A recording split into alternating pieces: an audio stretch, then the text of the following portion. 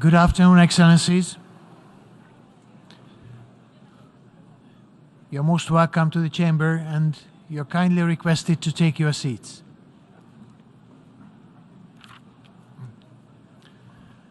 The 7th plenary meeting of the 11th emergency special session of the General Assembly is called to order.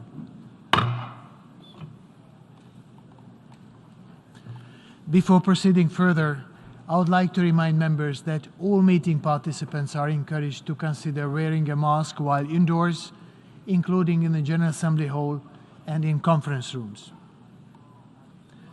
Members will recall that in paragraph 5 of its resolution ES 11/5 of 14th of November 2022, the Assembly decided, I quote, to adjourn the 11th emergency special session of the General Assembly temporarily and to authorize the President of the General Assembly to resume its meetings upon the request from Member States. End of quote.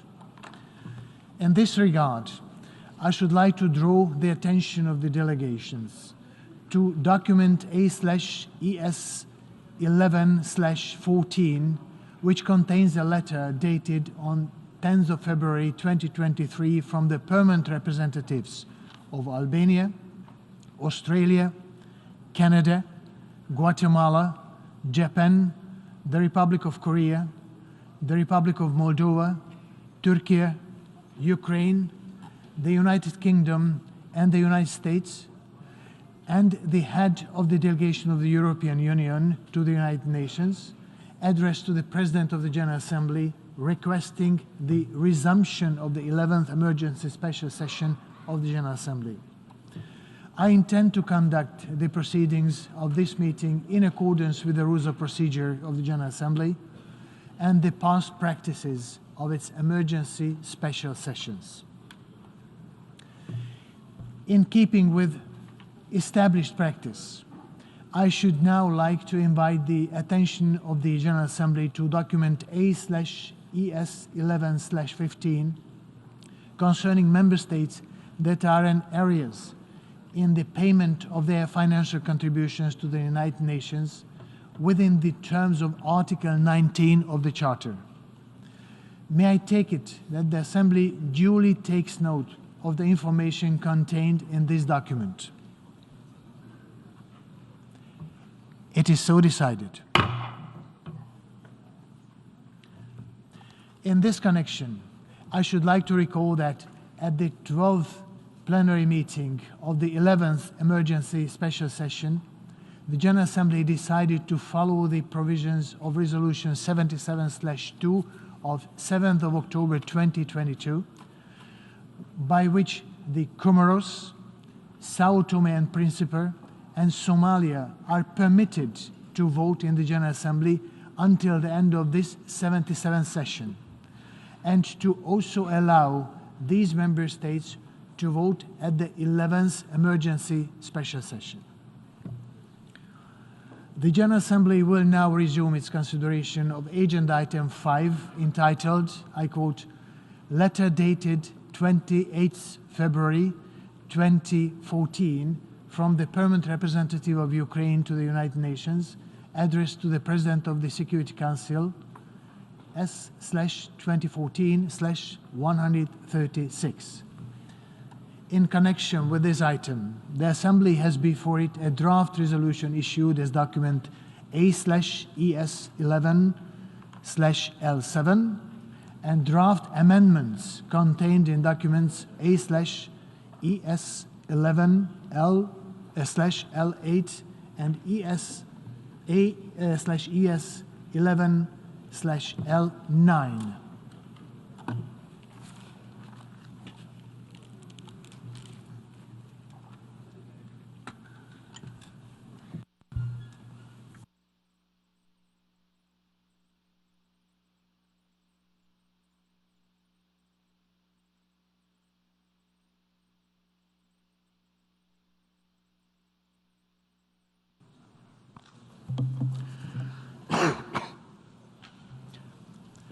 Mr. Secretary-General, Excellencies, distinguished delegates, Today we mark the grim first anniversary of the war in Ukraine.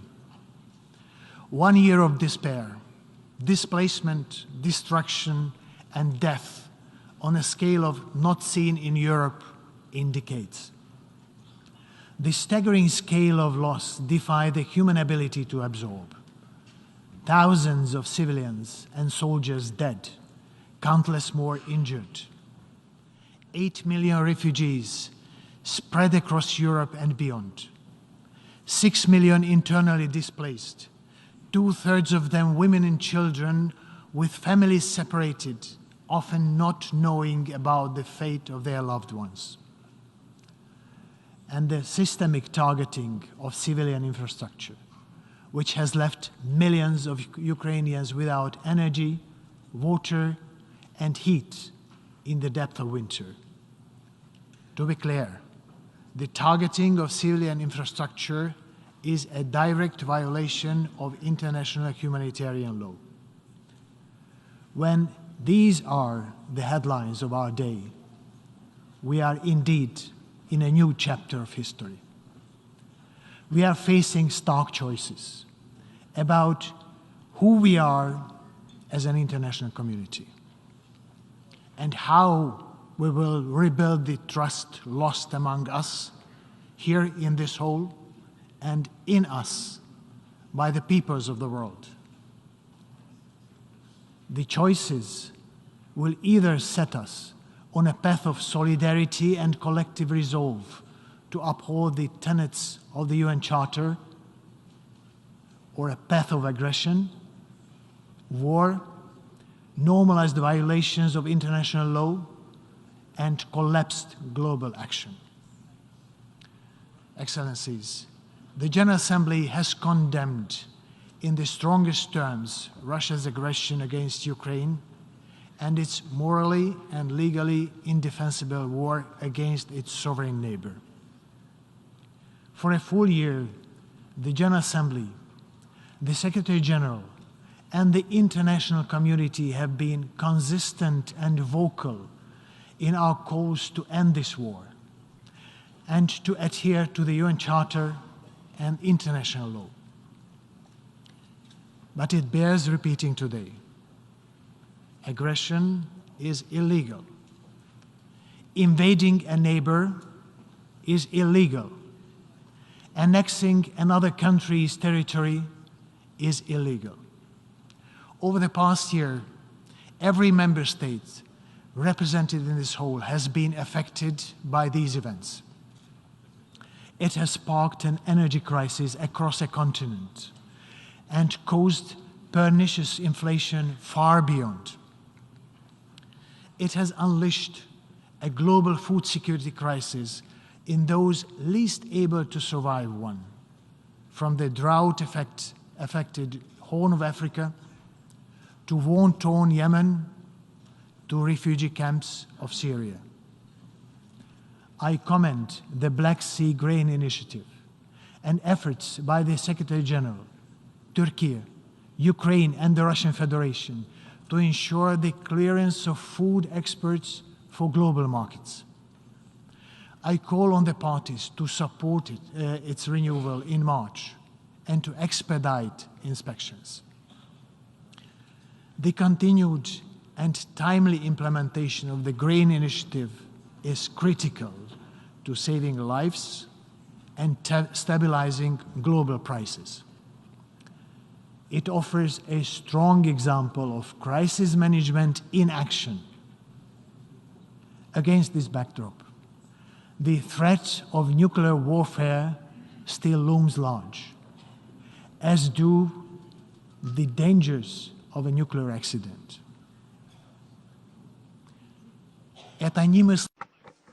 This is an unthinkable threat with potentially catastrophic global consequences. A nuclear war cannot be won, and it should never be fought. I express my strong support for the important work done by the IAEA to ensure nuclear safety in Ukraine.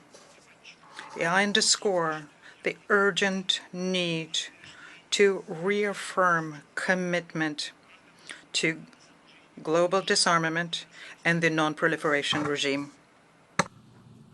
Excellencies, no one can be complacent.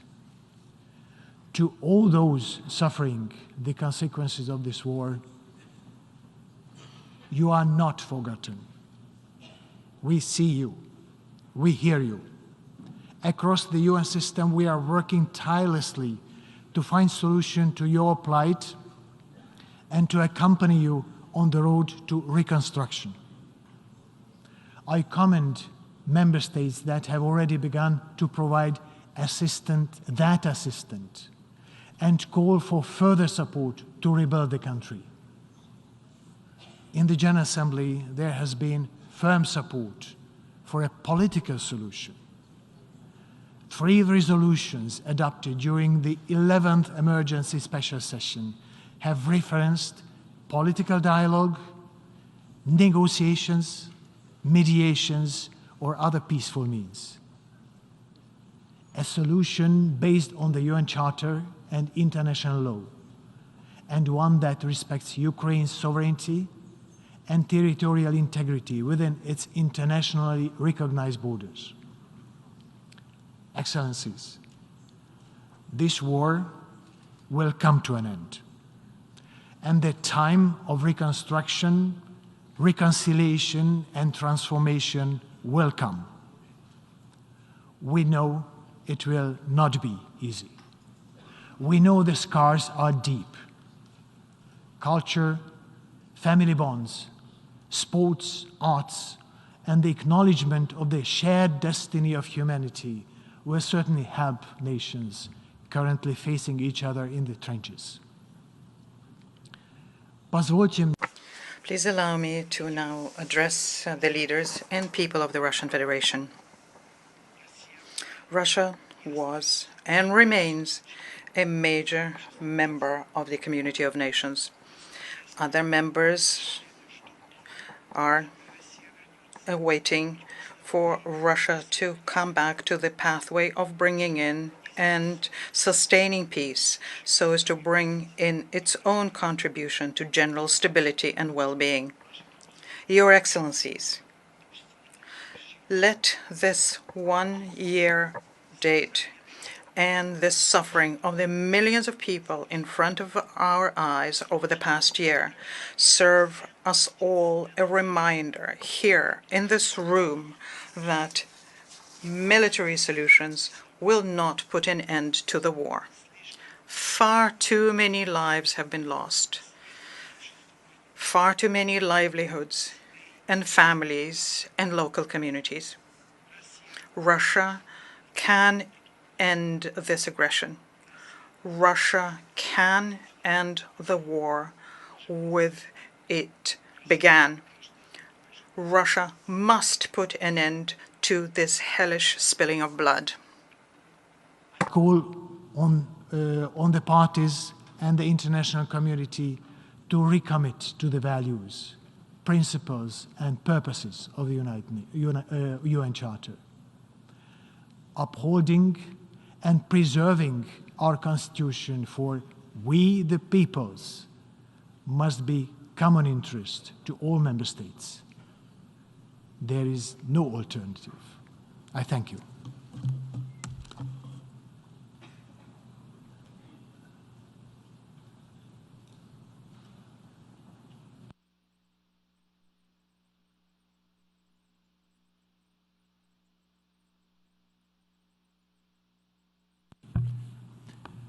I now invite the Secretary-General of the United Nations, His Excellency Antonio Guterres, to make a statement.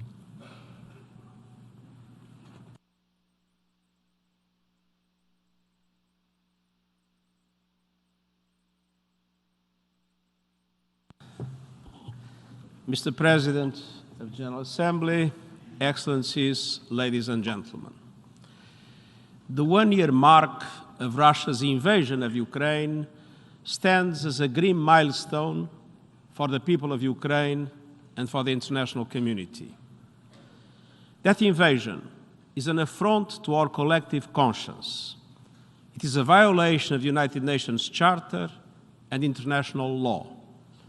It is having dramatic humanitarian and human rights consequences, and the impact is being felt far beyond Ukraine. As I said from day one, Russia's attack on Ukraine challenges the cornerstone principles and values of our multilateral system.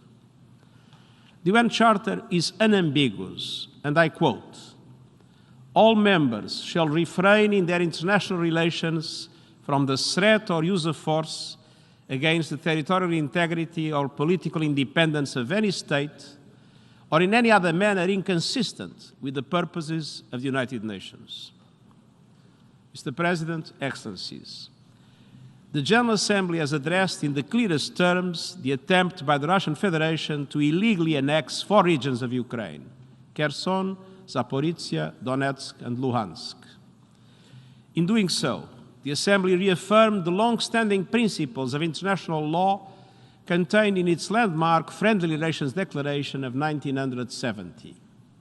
Namely that, and I quote, "The territory of a state shall not be the object of acquisition by another state resulting from the threat or use of force, and that no territorial acquisition resulting from the threat or use of force shall be recognized as legal." End of quote. The position of the United Nations is unequivocal. We are committed to the sovereignty, independence, unity, and territorial integrity of Ukraine within its internationally recognized borders. Mr. President, the United Nations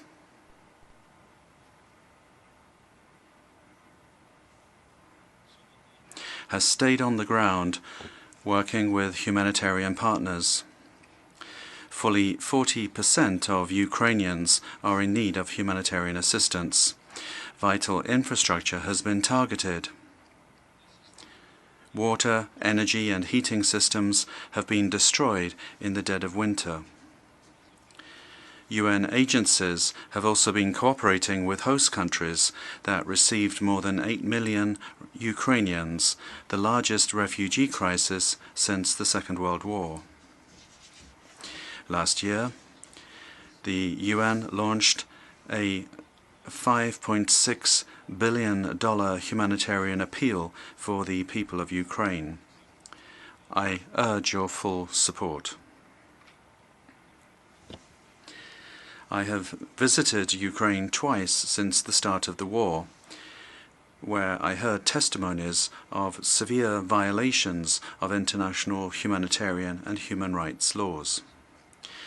In this conflict, as elsewhere, the United Nations is committed to ensuring justice and the principle of accountability. President, even amidst the brutality of war, we have worked in concerted and creative ways to forge solutions. In Mariupol, the United Nations helped evacuate civilians trapped in the Azovstal steel plant.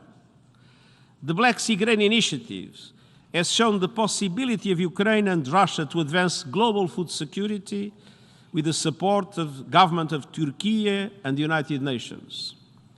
Despite ongoing challenges, the initiative to ship grain and other foodstuffs from Ukraine is making a difference.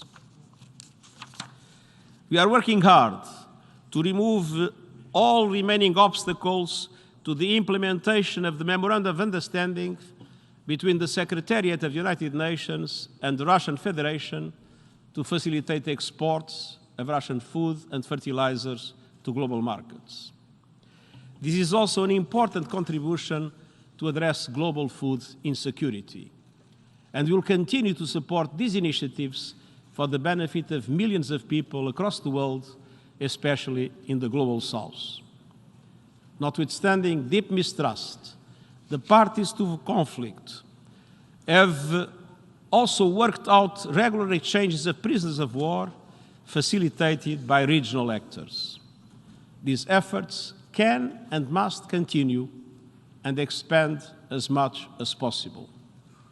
Mr. President, over the past year, not only have we seen suffering and devastating grow, it is also becoming more evident just how much worse it could all still become. The possible consequences of a spiraling conflict are a clear and present danger. Every day, we are reminded of the grave threat that haunts us all when irresponsible military activity continues around the Zaporizhzhia nuclear power plant, the largest nuclear facility in Europe. I commend the International Atomic Energy Agency for engaging the sides to ensure the area remains safe. The security and safety of all Ukrainian nuclear power plants must be guaranteed. The war is also fanning regional instability and fueling global tensions and divisions, while diverting attention and resources from other crises and pressing global issues. Meanwhile, we have heard implicit threats to use nuclear weapons. The so-called tactical use of nuclear weapons is utterly unacceptable. It is high time to step back from the brink. Complacency will often deepen the crisis while further eroding our shared principles proclaimed in the Charter. Mr. President, Excellencies, war is not the solution. War is the problem. People in Ukraine are suffering enormously. Ukrainians, Russians, and people far beyond need peace. And while prospects may look bleak today, we must all work knowing that genuine, lasting peace must be based on the UN Charter and international law. The longer the fighting continues, the more difficult this work will be. We don't have a moment to lose, and I thank you.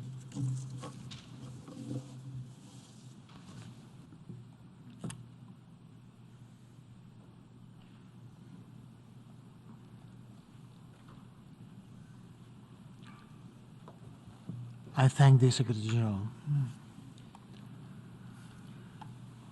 I now give the floor to His Excellency Dmytro Kuleba, Minister of Foreign Affairs of Ukraine, to introduce draft resolution A/ES11/L7.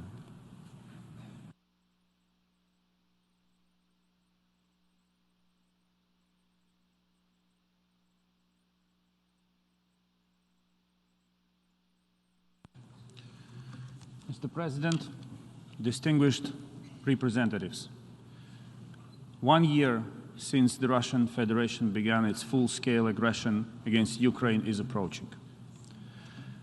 I stood here at this esteemed place exactly 1 year ago.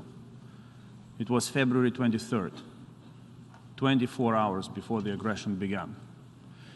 A massive Russian force hung over Ukraine, preparing to deal a devastating blow to my country and wipe it off the face of the world map. The first strikes hit the country early in the morning. Ever since then, Ukraine exercised its legitimate right to self-defense enshrined in the UN Charter. The Ukrainian people made a choice to fight for their lives. And against all odds, we were able to stop the much stronger aggressor and kick him out of half of the newly occupied territory of our country. But even after failing so badly and losing so many, Russia still wants to destroy Ukraine as a sovereign nation. And no one should be fooled by Russia's empty calls for negotiations. The current situation on the front line proves they want war, not peace. They are on the attack all along the front line, from Dnipro River to the Russian border. They keep striking Ukraine's civilian infrastructure with salvos of cruise missiles made in Russia and drones made in Iran. This is why we have no choice but to keep fighting for our survival, as any of you would do. The world has seen terrible atrocities committed by Russians in the occupied territories. Murder of unarmed civilians, torture and rape, looting, terror, political persecution, indiscriminate shelling, as well as deliberate attacks on civilian infrastructure. Forcible transfers of and deportations of thousands of Ukrainian children and their consequent adoption in Russian families in order to re-educate them as Russians. This is a genocide, and this is what we face today. For Ukraine, giving up would mean that such atrocities would be committed all over our territory. And I'm confident that any nation represented in this chamber would do the same in our place. You would fight.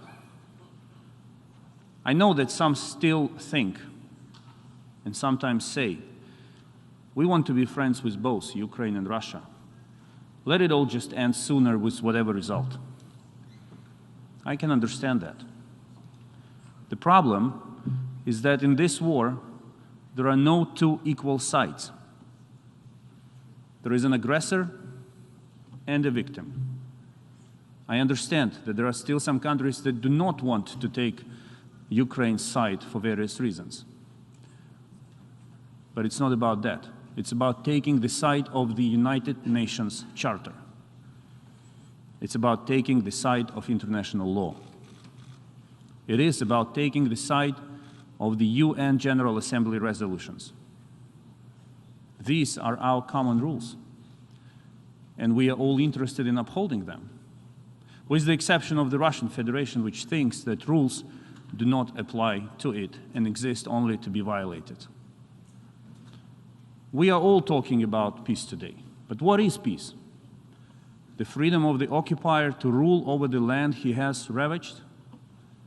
Impunity for war criminals? A respite and a chance to prepare for a new war and new crimes? We will only worsen the problem if we replace one ugly reality with another and call it peace. True peace came in 1945, not because the forces of good stopped fighting, but because evil was defeated. Peace means justice. 3 months ago, President Volodymyr Zelensky outlined our vision for ensuring comprehensive, just, and long-term peace in Ukraine, as well as global security, the peace formula. This plan is based on 10 points. 1, radiation and nuclear safety. 2, food security. 3, energy security. 4, release of prisoners and deported persons. 5, implementation of the UN Charter to restore territorial sovereignty of Ukraine within its internationally recognized borders. 6, withdrawal of Russian troops and cessation of hostilities. 7, restoration of justice, including with the creation of a special tribunal. 8, prevention of ecocide. 9, prevention of escalation of war and repetition of aggression. And 10, confirmation of the end of the war. This vision is realistic and true to the facts. It covers all areas where peace needs to be restored. It addresses the real needs and challenges faced by the people who suffer from this war. Each of these steps can be implemented if there is a strong will for peace among many nations, and if we all unite our efforts around the same goal. Instead of hiding behind the mask of neutrality, let's choose the side of the UN Charter and international law. Ladies and gentlemen, never in recent history has the line between good and evil has been so clear. One country merely wants to live in peace, and I represent that country. The other wants to kill and destroy, and it has its representatives too. There is no other country in the world that wants peace as much as Ukraine does. We never wanted war. We never planned to attack anyone. Our troops do not stand on anyone else's land. We exercise our legitimate right to self-defense and do it pretty effectively. We know what we are fighting for. We are defending our land, our families, and our homes. Can anyone tell what Russians die for in a foreign land? This is why calls to cease delivery of weapons and ammunition to Ukraine are badly misplaced. It is perfectly legitimate to help a nation that has been attacked and is justifiably defending itself. It is an act of defense of the UN Charter. It is an act in favor of ending the war sooner and achieving a lasting and just peace. On the contrary, it is illegal and against the UN Charter to give military help to the aggressor. It is an act of war escalation and prolongation of atrocities, destruction, and sufferings. The principle of territorial integrity cannot be compromised. Is there anyone in this room who is ready to give away 1 square meter of its territory to a bloodthirsty neighbor? We all know the answer. There is none. And Ukraine is one of you. The world will drown in chaos if we allow changing borders by force under the disguise of political expediency or sympathy towards aggressor. With the support of the world, Ukraine can restore its territorial integrity and respect for the UN Charter, and it will. And this will discourage Russia and other aggressors from wanting to attack other nations. To achieve this noble goal, we need to send a strong and clear message that the UN Charter, including the principles of sovereign equality and territorial integrity of states, should serve as the basis for the process of peaceful resolution. I therefore call on members of the United Nations to support draft resolution entitled Principles Underlying a Comprehensive, Just, and Lasting Peace in Ukraine. The aforementioned resolution will contribute to our joint efforts to bring the war to an end, as well as protect the fundamental principles of international law and the UN Charter. And again, exactly a year ago, I was standing here appealing to the nations united in this hall on the need to prevent war. A year after, against all odds, Ukraine is effectively defending itself against a much stronger enemy. And I appeal to you, this is a decisive moment to show support, unity, and solidarity. This is the moment to prove that you stand for the UN Charter in words and in deeds. Thank you for your attention.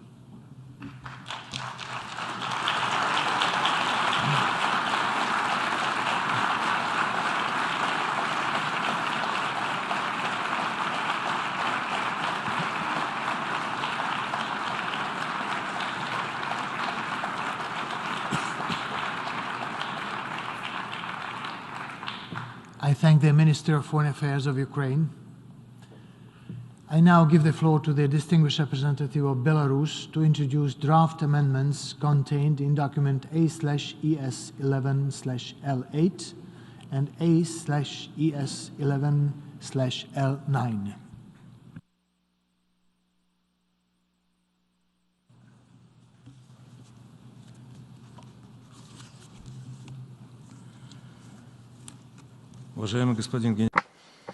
Secretary-General, President, Excellencies, ladies and gentlemen, distinguished colleagues. The Republic of Belarus has the honor of submitting 2 amendments to the draft resolution entitled Principles of the Charter of the United Nations, underlying a comprehensive, just, and lasting peace in Ukraine. The purpose of these amendments, as you all have the opportunity to familiarize yourselves with the amendments. The objective of the amendments is to rectify the inaccuracies in the text of the draft resolution On the topic of the real reasons for the conflict, and we have mentioned that many times, for some reason it's not mentioned here at all, the genesis of the conflict and the conflict itself, and also to include into the text important language which would ensure that the content of the resolution is aligned with its title and would send a powerful signal about the international communities genuinely being interested in ending the conflict in Ukraine as soon as possible. The First Amendment's goal is to take the resolution out of the gray area of half-truths where, whilst looking for great expressions, facts are being distorted. For example, the fifth paragraph of the preamble is describing what is being done by Russia as a fully-fledged invasion into Ukraine, which, in our view, is not in line with the reality, because if Russia had not limited itself to just conducting a special military operation and had conducted, as the resolution says, a fully-fledged invasion, especially using its full military potential, which no one would wish for. If this were the case, I don't think there would be any country that would be able to exist after that, after several hours or even minutes after that. This is not something that was ever stated by the leadership of Russia as a goal of the special military operation. We, the Republic of Belarus, we believe that the only chance for ending the conflict is to immediately start negotiations with any kind of preconditions. And this was stated on several occasions, basically in every statement he makes, by the President of the Republic of Belarus, Mr. Lukashenko, who has been doing this throughout the conflict for about a year now. But nonetheless, reproducing once again of a non-consensual operative paragraph 5 in the text only takes us further away from the goal of attaining peace. At a Security Council meeting on the 17th of February this year, the Republic of Belarus quoted former heads of governments and states of Normandy 4, who recently publicly and voluntarily acknowledged that from the very beginning they were not interested in peace in Ukraine at the time when they're working on the agreements contained in the Minsk II package, and this was in February 2015. We think that lying in the course on negotiations on a peaceful resolution, especially at such a level, is completely unacceptable, and we are convinced that the General Assembly is to condemn the responsible acts of those politicians who played as such a specific role in creating the preconditions for the current conflict. The second amendment we are submitting has the goal of including into the text the major elements needed for a peaceful settlement. We think that it's either a tragic oversight by the proponents and co-sponsors of the resolution, or it is intentional, an intentional step that they undertook, that the draft resolution, which is aimed at comprehensive, just and lasting peace in Ukraine, does not contain an appeal to holding peace negotiations. The Republic of Belarus has been calling for it since the very first days of the conflict, or even long prior to the conflict. We have been saying the same thing. Let me just simply remind you here that it is thanks to the efforts made by the President of the Republic of Belarus in February and March 2022, it was possible to organize several rounds of negotiations between Kiev and Moscow in Belarus. And this, at the time, gave us all reason for cautious optimism. Now, breaking these negotiations down, as well as the continuous pumping of Ukraine with weaponry, resulted in protracting the confrontation. This, in turn, leads to the escalation of military activities, new victims, and also delays the prospects of peace in Ukraine. We're equally concerned by the irresponsible statements made by individual politicians about their readiness to provide Ukraine with lethal weaponry, up to and including weapons of mass destruction. If these plans are to be implemented, this would inevitably lead to a spiral of escalation, countless victims, and a very real prospect of a global conflict. This is not something we can allow to happen, and this is precisely what the objective of our amendment is. The amendments we are submitting have no hidden agenda, and we genuinely think that their goal is to end the conflict as soon as possible using peaceful means. But voting upon these amendments, we will consider as a test of being truly interested in attaining a comprehensive, just, and lasting peace in Ukraine. I thank you for your attention. I thank the distinguished representative of Belarus. I now give the floor to the distinguished representative of the Russian Federation.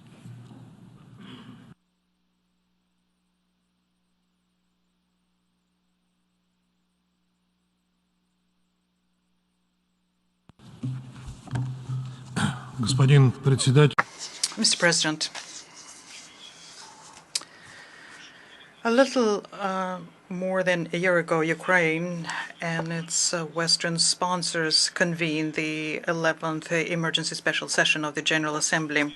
At the time, many of the United Nations member states were disoriented and yielded to the collective West, which was claiming that nothing more terrible had happened in the history of humankind, and that is why the reaction to what was being done by Russia was to be unprecedented.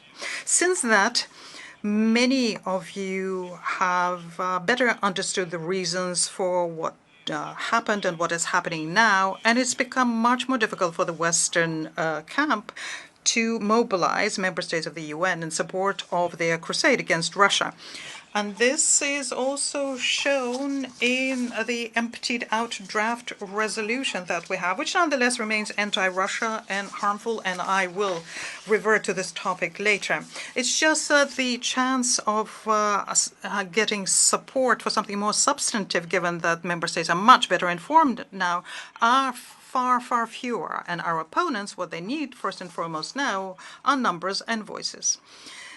So let me sum up and talk about what is it that member states have found out about Western thinking and how our world has changed over time. Well, first of all, it became obvious that the main element of anti-Russia propaganda campaign conducted by our former Western partners consists of accusing Russia of unprovoked aggression against its neighbor, which is a result of imperial ambitions and a desire to take hold of foreign territory and destroy Ukraine as such. Now, believing these absurdities is only possible if you forget about the 8 years which preceded our special military operations. And this is how long the criminal nationalist regime, which arrived in Kiev as a result of an institutional coup supported by the West, that's how long they kept waging bloody war against the people in Donbass. And their own crime was that they wanted to remain Russian, they wanted to see their children as Russian, they wanted to honor the memory of their ancestors and did not want to glorify Nazis and their acolytes. Starting history on the 24th of 2022 and ignoring everything that came before is an intentional attempt by the collective West to confuse people and hide the real reasons for the conflict, whereas they are key for understanding the prospects for its peaceful settlement. Thanks to very well-known confessions of a number of retired Western leaders, no one has any doubt today that the West used the cover of the Minsk Agreement approved by the Security Council, whereas in actual fact that had the goal of preparing Ukraine for war against our country. With the condoning and participation of Americans and Europeans in Kiev, what you had is the formation and the armament of a truly authoritarian despotic regime, which kept destroying all of its opposition or anything that could be in any way connected to Russia. In a country where Russian is a native tongue for most people, and which for many centuries was culturally united with our country, pursuing a policy like this meant destroying the foundations of society and installing an artificial paradigm of Ukraine as anti-Russia. Throughout all of these years, the Kiev regime continued its inhuman shelling of the peaceful towns in Donetsk and Luhansk People's Republic, where peaceful civilians were dying, including children, and we regularly informed the Security Council and General Assembly about that. We conducted meetings and sessions within the UN in which people from Donbass themselves participated, and they had the opportunity there to describe their tragedy. And those who followed those meetings understand very well that we had no option other than defending the people of Donbass and ensuring the safety and security of our country using military means. In other words, we started the special military operation so as to stop the 8-year-long war by Kiev against the people in Donetsk and Lugansk. We had warned that it's unacceptable to have the military presence of collective West in the territory of neighborly Ukraine. This was a direct threat to our national security. But the West has, on many times, brazenly ignored our concerns and continue bringing the military infrastructure of NATO closer and closer to our borders. The statements made by a number of countries that Russia is guilty of destroying regional and global security systems are hypocritical. Our Western colleagues now prefer not to recall that, but at the end of 2021, Russia put forth a whole number of specific initiatives on de-escalation and strengthening confidence in the Atlantic area. We proposed that the US and NATO sign security guarantees treaties. We therefore were thus giving diplomacy a chance. But this chance was arrogantly spurned by the United States and their allies. They outright refused to even discuss our initiatives, which, if they had been realized, would have enabled us to avoid what we're witnessing today. And we understand now why that was the case.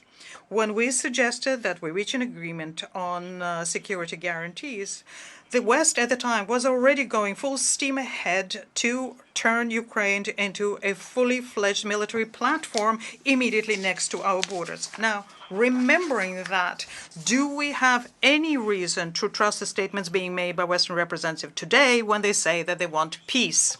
I think that today, 1 year after the active stage of the Ukrainian crisis began, very few doubt that it's not Ukraine that is fighting Russia, because Ukraine basically spent all of its military potential in the first weeks of the special military operation, but rather it is a collective West in the person of the United States and its NATO and European Union allies. Not only do they provide Kiev with weapons and ammunition, they also provide the armed forces of Ukraine with intelligence information and coordinate their missile strikes. At the same time, West, that used to tell us tall tales about partnership and cooperation, has now fully shown its true colors. All decorum is set aside, and the goal is to arm Ukraine and thus inflict strategic defeat on my country, to dismember and destroy it. Such schemes are being openly discussed in a number of Eastern European capitals and the European Parliament, and the slogans to this effect are being promoted in European by European and American politicians. For this goal, the West is closing its eyes to the resurging neo-Nazism in Ukraine and to the glorification of Nazi criminals. It's becoming very clear that the Ukrainian crisis has only become a catalyst for the visceral Russophobia to come to the surface. It has now contaminated the American and European elites. They're competing against each other in the number of sanctions that impose on my country, whereas these sanctions in actual fact are hitting the developing world hardest. In this desire of theirs to defeat Russia in any way possible, they can sacrifice not just Ukraine, they're ready to plunge the world entire into the abyss of war. What is at stake, after all, is keeping the United States and its allies' hegemony. They don't want to have anyone come to the level of governing the planet. They think it's their turf. As Mr. Borrell stated, they are in a wonderful garden, and the rest is just the jungle. Now, the appeals to stop by the very worried developing states is something that the collective West does not react to. Any peace plan, in quotes, which is being introduced by either Kiev or its Western sponsors, is in actual fact can boil down to the same thing, the capitulation of Russia.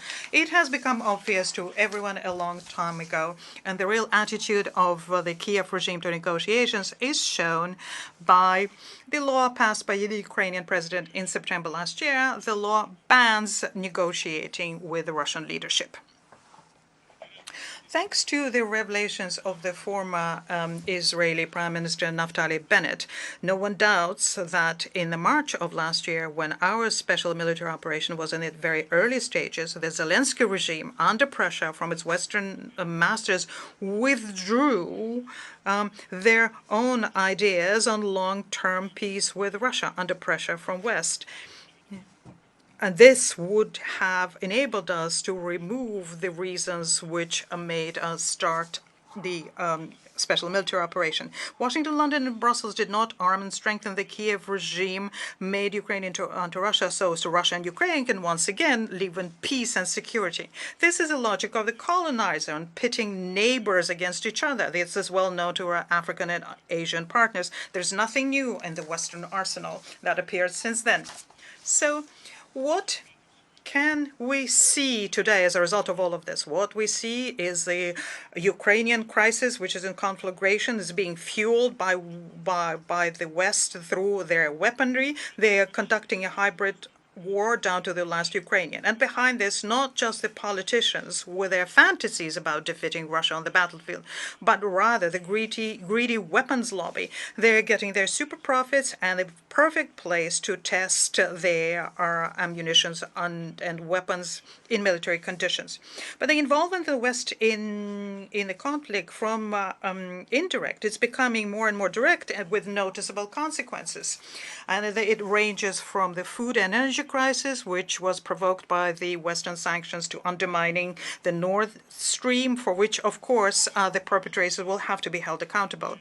What we also have is the suffering people of Ukraine, because they're being used by the Kiev regime as cannon fodder for the purpose of Western geopolitical goals. Those of the Ukrainians who end up in the West become servers without any rights, and they're in the service of the Western masters.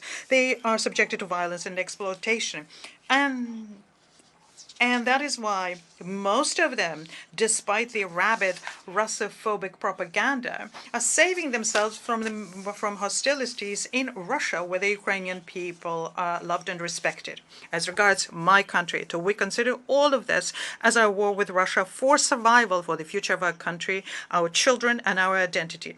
This is a war which, as was also the case 80 years ago, was in which a treacherous and powerful enemy is involved who wants to take over our land and subjugate us. And the Russophobia, the appeals to dismember our country, the German tanks once again going to kill Russians, the goals to put red stars on the weapons of those who do not want to give up on their Russian identity only strengthen this impression.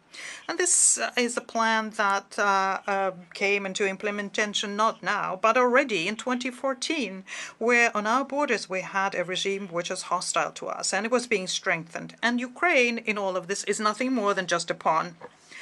And since that is the case, well, you will understand very well that looking for solutions out of this situation, fraught with most negative consequences for the humankind as a whole, in the case of direct confrontation between Russia and NATO, needs to be conducted not between Russia and Ukraine, but between Russia and the collective West. First and foremost, Washington, which is behind the Kiev regime. We are ready for a search for a serious and long-term diplomatic solution. We have stated this on many occasions.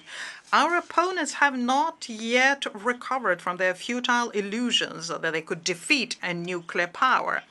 And that is why removing the reasons underpinning the special military operation a year ago is something that we need to do using military means. Next and last question. How can UN member states help move to the peaceful resolution of the difference between Russia and West? We can say one thing for certain. The resolution which is submitted here and will be put to the vote will not help this at all. It will rather encourage the West in their acts and give our opponents the pretext to state that Russia is supposedly isolated in the world. And that would mean that they will continue their militaristic, Russophobic line using the supposed support of UN member states as a cover. Of course, the resolution will be used by the Kiev regime as well in their propaganda. And this is already being done. Yesterday already, Mr. Zelensky stated that the General Assembly is being convened so as to pass a resolution in support of his infamous peace plan, which consists of 10 items. And this, when we know that the mention of this confusing initiative, as far as we understand, was removed from the draft at the request of a number of UN colleagues. Unfortunately, the Kiev regime is incorrigible in how disingenuous they are. But this disingenuousness that we are well familiar with simply don't know about. Now, can this situation be rectified? Can we prevent the West from using this document for their purposes, especially in the conditions where many of you are under severe pressure and blackmail from Washington and allies? Yes, it's possible. What you need to do is support the balancing amendments that my Belarus colleague had introduced right before me. If the amendments are rejected and the document will remain as it is now, one-sided and divorced from reality, we urge everyone to vote against the draft resolution. I thank you. I thank the distinguished representative of the Russian Federation. Thank you very much.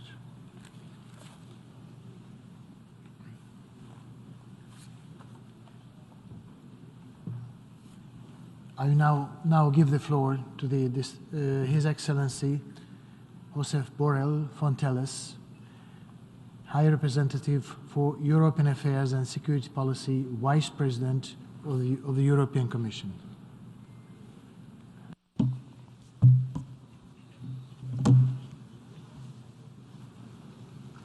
Mr. President of the General Assembly, distinguished delegates, ladies and gentlemen, this week marks 1 year since Russia started its illegal invasion of Ukraine. Everybody knows. This was or remained a clear-cut case of an aggression by a permanent member of the Security Council, and this is Russia. Everybody knows. A blatant violation of international law and the principles of the United Charter. The world needs peace in Ukraine, and the people of Ukraine deserve peace after so much suffering. But not just any peace. We need a peace grounded in the principles of the United Nations Charter. That's why we are in this very hall. This is what the resolution presented by Ukraine is about. It's about to reiterate our support for Ukraine and to set out the principles for peace. I want to stress it. This war against Ukraine is not an European issue. It's not about the West versus Russia. No, this illegal war concerns everyone, the North, the South, the East, the West, the whole world. And we are here today to reiterate our support to Ukraine's sovereignty and territorial integrity within its internationally recognized borders, as for any member of the United Nations. Yes, sovereignty, territorial integrity, these are the principles that Russia is attacking in Ukraine every day. These are also the principles we have to uphold everywhere, every day. And if we don't condemn and stop Russia's actions in Ukraine today, this will increase the risk for any other country elsewhere in the world to face a similar aggression.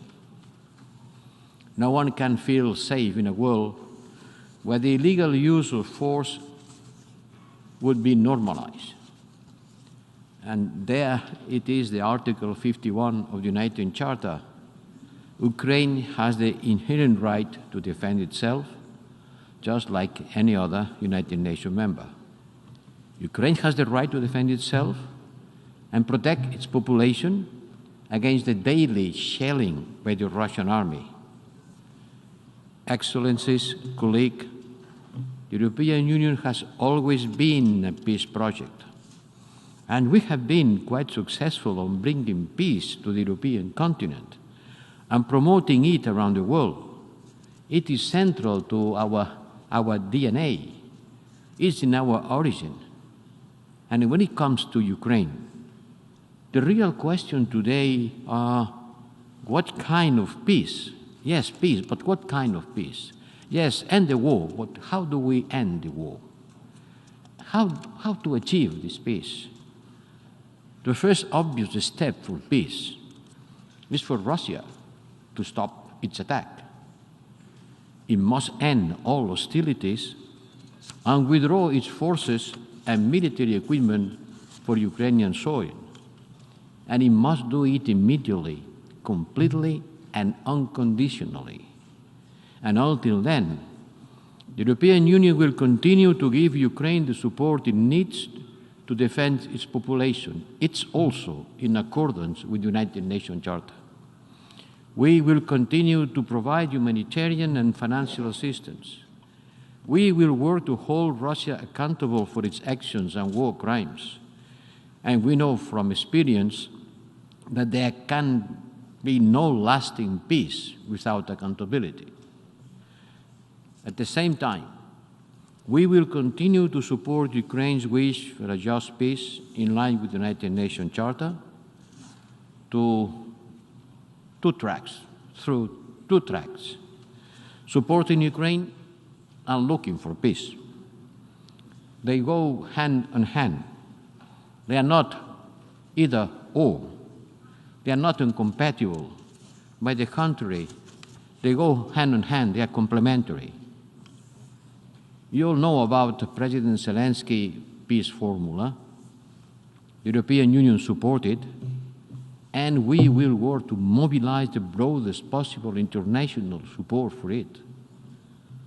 Indeed, all of us have a responsibility to work for a just and lasting peace, as this resolution tabled by Ukraine sets out. And the United Nations Secretary-General has offered his good offices to bring an end to this war, and we support him.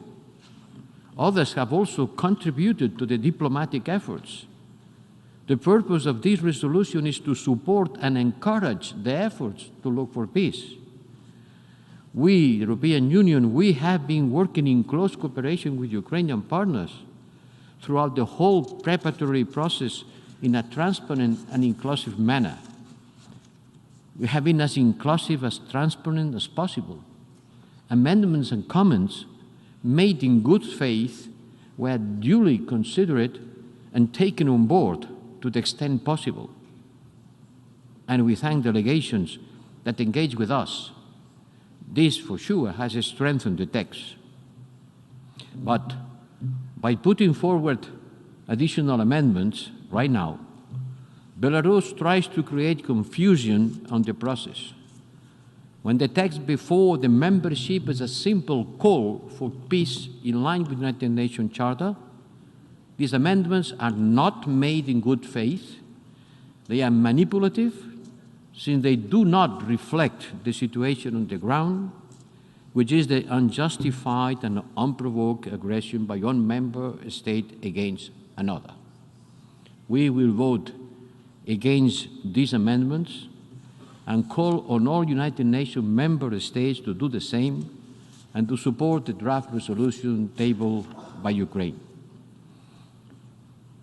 Excellencies, distinguished delegates, the text before us today is very much in line with the United Nations Secretary-General plea at his briefing to the General Assembly on the 6th of February, and even today in his speech. As he rightly put it, the world needs peace, but peace in line with the United Nations Charter and international law.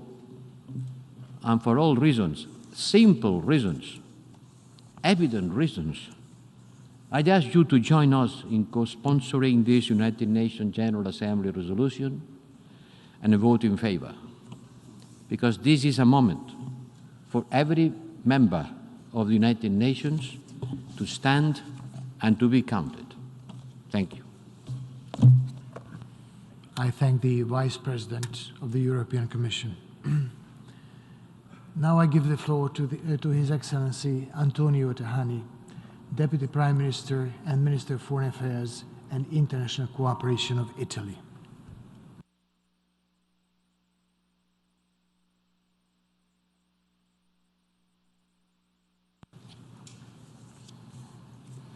Monsieur le Président, Mr. President, Excellencies, a year ago,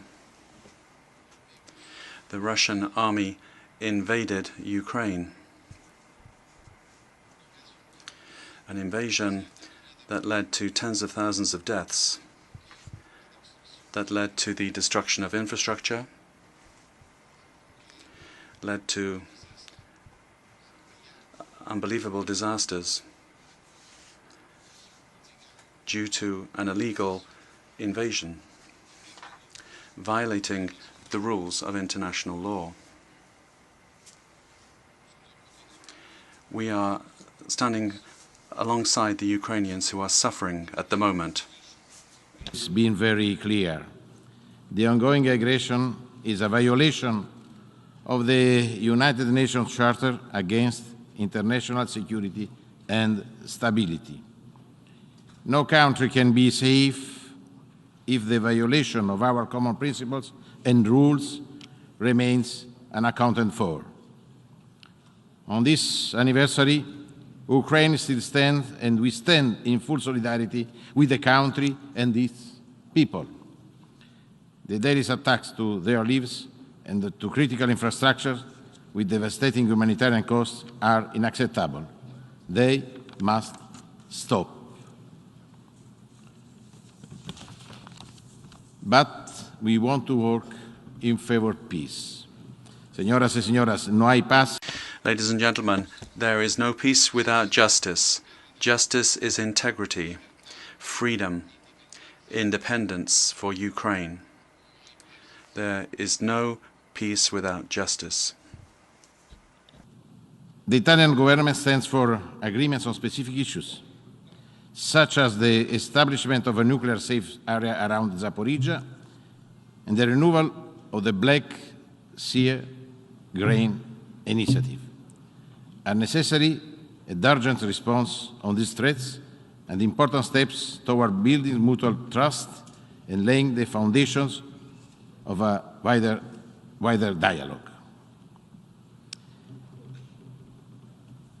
A comprehensive, just and lasting peace, in line with the principle of the Charter of the United Nations, is needed as the resolution brought to the attention of this 11th Emergency Special Session clearly states.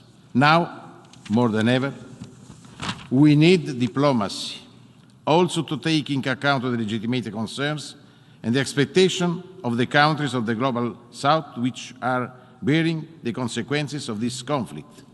Italy is ready to do its part in this direction. Now is the time to redouble our collective support for diplomatic efforts to achieve this goal. Today, in this World Parliament, where all the states are represented as equal, we have the opportunity and the moral duty to demonstrate that we can work together to achieve this goal, adopting a resolution for peace with a wide majority. Today, we are called upon to defend the rules-based international order. The United Nations, and in this moment the General Assembly, are at the forefront for peace and security and human rights. For this reason, Italy is a proud co-sponsor of this draft resolution, and I call on the Member States to support a just peace by voting yes. L'Italie vous demande de soutenir cette résolution et de voter oui. Italy is asking you to support the resolution and vote in favor of the resolution. I thank the Deputy Prime Minister of Italy. And now I give the floor to Her Excellency Linda Thomas-Greenfield, Permanent Representative of the United States to the United Nations, and member of the Cabinet of the President of the United States. Thank you, Mr. President. Thank you to the Secretary-General. Colleagues, today we are gathered to discuss an important historic resolution, one that will promote diplomacy, dialogue, and a lasting peace in Ukraine. The timing of this moment is, of course, intentional. 1 year ago, Russia launched its illegal, unprovoked, full-scale invasion into Ukraine. I remember that day clearly, as I know all of you do too as well. That evening, I walked into the United Nations Security Council for an emergency meeting, which the United States had called for because we believed that Russia's invasion of Ukraine was imminent. At this point, we had been sounding the alarm bells for weeks. I had informed the Council in no uncertain terms about the buildup of troops along the border and what we thought it meant. Secretary Blinken had also come to the Security Council and laid out in detail. Secretary Blinken had also come to the Security Council and laid out in detail what we expected would soon unfold. A few days before the invasion, Russia's Deputy Foreign Minister told us to, and I quote, "stop the hysteria." On the very night of Russia's invasion into Ukraine, Russia's representative said in the Security Council that, and I quote, "occupation of Ukraine is not in our plan."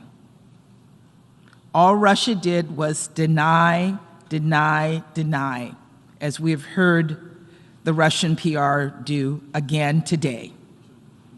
That cold February night, 1 year ago today, I asked Russia to stop, to return to its borders, to send its troops, tanks, and planes back into their barracks and hangars, to send diplomats back to the negotiating table.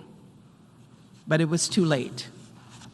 At that exact moment, I joined so many others in the Security Council and around the world to make a plea, in making a plea for peace.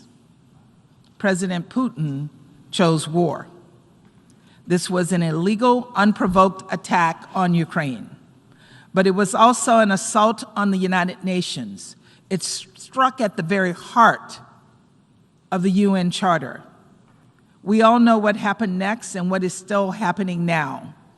The bombing of kindergartens and high schools and hospitals, the slaughters of innocent civilians, the worst refugee crisis in Europe since World War II, an unprecedented hunger crisis around the world, threats to nuclear and energy security, families forcibly separated, Ukrainian children relocated to Russia, mass suffering, crimes against humanity.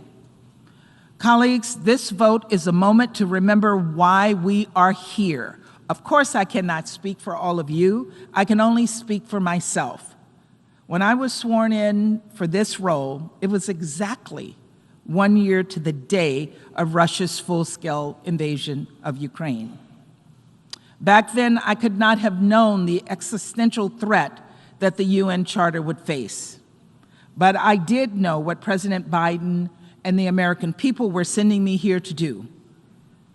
To represent my country to the world, yes, but also to uphold the UN Charter, to engage in dialogue and diplomacy, and to lead us toward a more peaceful, more prosperous planet. And that is what I'm here to do today. And no matter what else you were sent here to do, I know we all share these same goals in common: to represent our countries, to advocate for diplomacy, and to push for peace. This vote is an opportunity to do just that.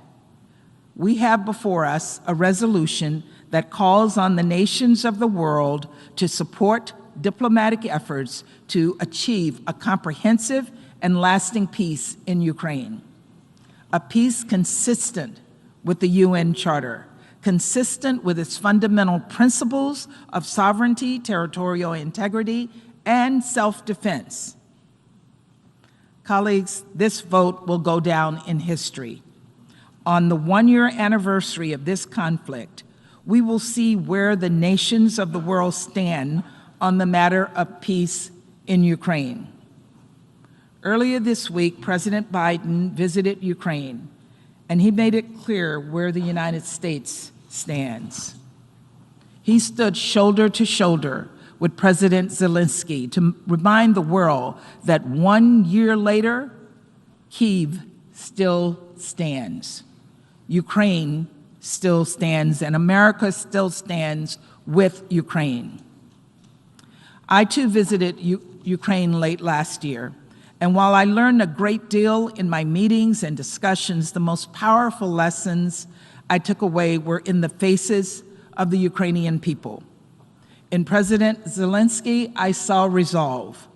I saw a leader determined to defend his people and defend his country for as long as it takes.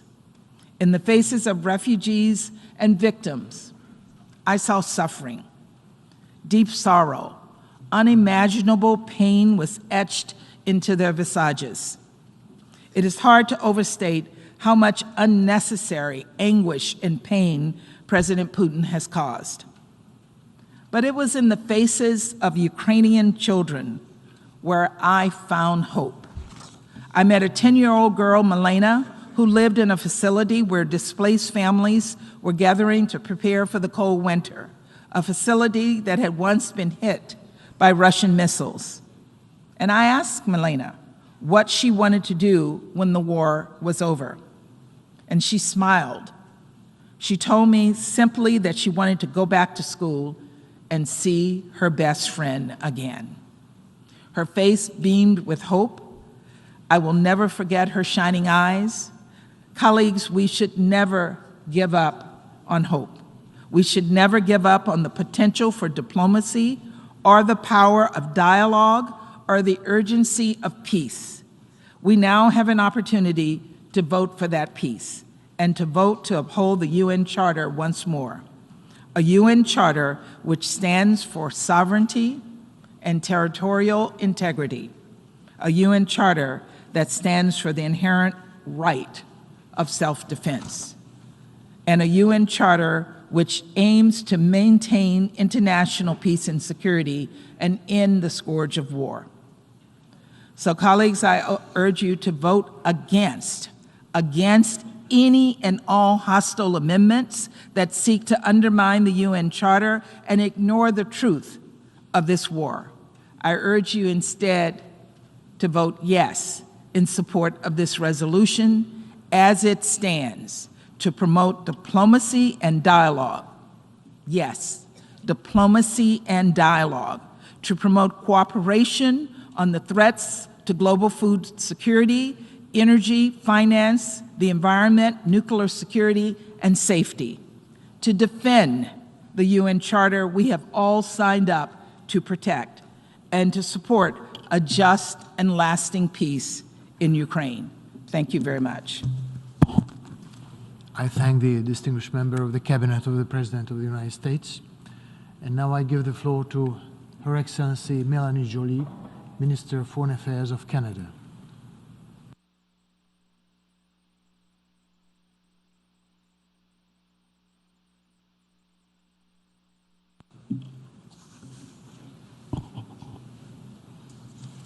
Merci, Monsieur le Président. Il y a un an, un membre fondateur des Nations Unies et membre permanent du Conseil de sécurité, la Russie, a lancé une invasion militaire agressive par voie terrestre, maritime et aérienne contre son voisin, l'Ukraine. Cette guerre a des conséquences catastrophiques pour le peuple ukrainien et le monde entier. La guerre de la Russie contre l'Ukraine est injustifiable, elle est illégale, elle est cruelle et inhumaine, et il faut y mettre fin. We are called on today, as equal members of the General Assembly, to once again reaffirm our full support for the purposes and principles of the Charter of the United Nations, to ensure that these purposes and principles underlie a comprehensive, just, and lasting peace in Ukraine, and to affirm our support for international law and for accountability when the law is broken. We have before us today a resolution that does this. Its text has been drafted to reflect the views and concerns of members from all regions. For these reasons, Canada believes that this draft resolution deserves the support of each and every member of this Assembly. Mr. President, as we mark this grim occasion, the Russian Federation's further invasion and illegal war of aggression against Ukraine rages on. Russia is continuing its missile attacks against Ukrainian cities, killing Ukrainian civilians, and destroying the country's critical infrastructure. Schools and hospitals have not been spared. Thousands of Ukrainian civilians have been killed. More have been injured. And more than 14 million Ukrainians have been forced to flee their homes. Last week, I was in Kyiv, and I heard firsthand some of the heartbreaking choices this war has forced on the people of Ukraine. These stories remind us of the true and brutal nature of Russia's war. This is not and has never been a so-called special military operation. President Putin is entirely responsible for this war, and his latest address proves that he remains unmoored from this reality. His address was nothing more than recycled absurdities, as repeated by the Russian ambassador today in this chamber, and his suspension of the START treaty is nothing short of reckless. This is total war, aimed at punishing and destroying the free, independent, and sovereign nation of Ukraine and its people. And President Putin will not succeed.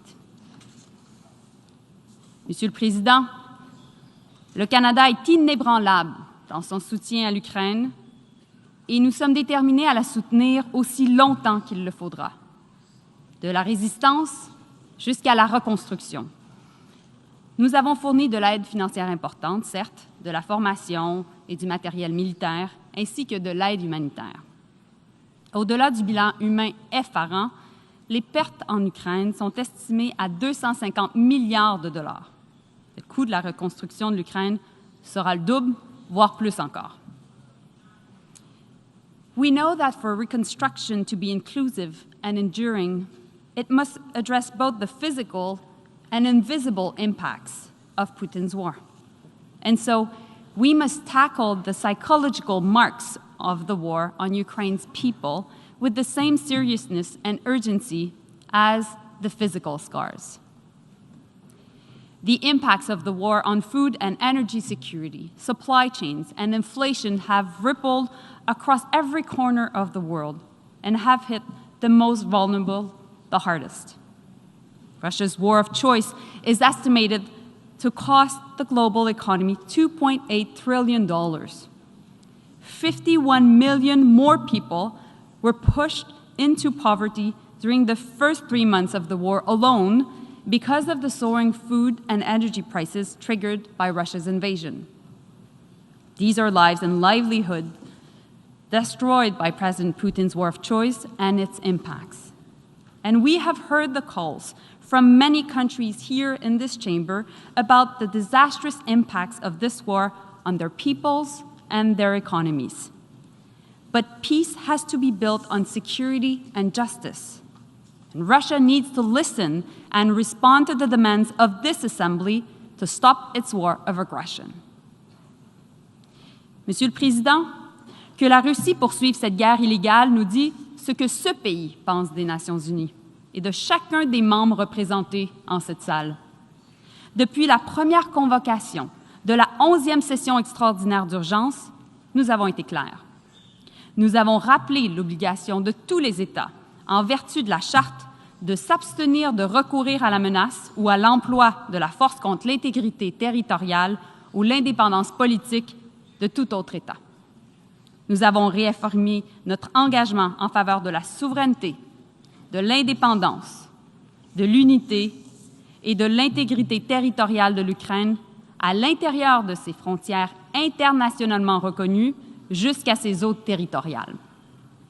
Et nous avons explicitement demandé à la Russie de cesser immédiatement de recourir à la force contre l'Ukraine, de retirer immédiatement, complètement et inconditionnellement toutes ses forces militaires du territoire de l'Ukraine. Yet, through its words and actions, Russia is showing us very plainly that it does not respect this Assembly and the members represented here. More than that, it has expanded its illegal war of aggression. It has used its veto, its power, its privilege to sideline the Security Council. It has attempted to illegally annex Ukraine's territory through sham referenda. It has peddled misinformation and conspiracy theories online in our countries and in this chamber. It has doubled down on its attacks against Ukraine's critical infrastructure in clear violation of international humanitarian law. This is not the sign of a country that respects its obligation or its fellow member states. Russia would have you believe that this is about forcing you to choose sides. Today's vote is not about choosing sides. It's about choosing peace, a comprehensive, just, and lasting peace in Ukraine. It is about choosing to uphold the UN Charter. It is about respecting the right of every state in this chamber to chart their own future. It is about choosing rules over chaos and clearly stating that no one, today and in the future, can disregard the principles of sovereignty and territorial integrity. Canada encourages every member of this Assembly to choose peace and vote in favor of this resolution. Thank you so much. Merci beaucoup. I thank the distinguished Minister of Canada. Now I give the floor to His Excellency José Manuel Álvarez Bueno, Minister of Foreign Affairs, European Union and Cooperation of Spain.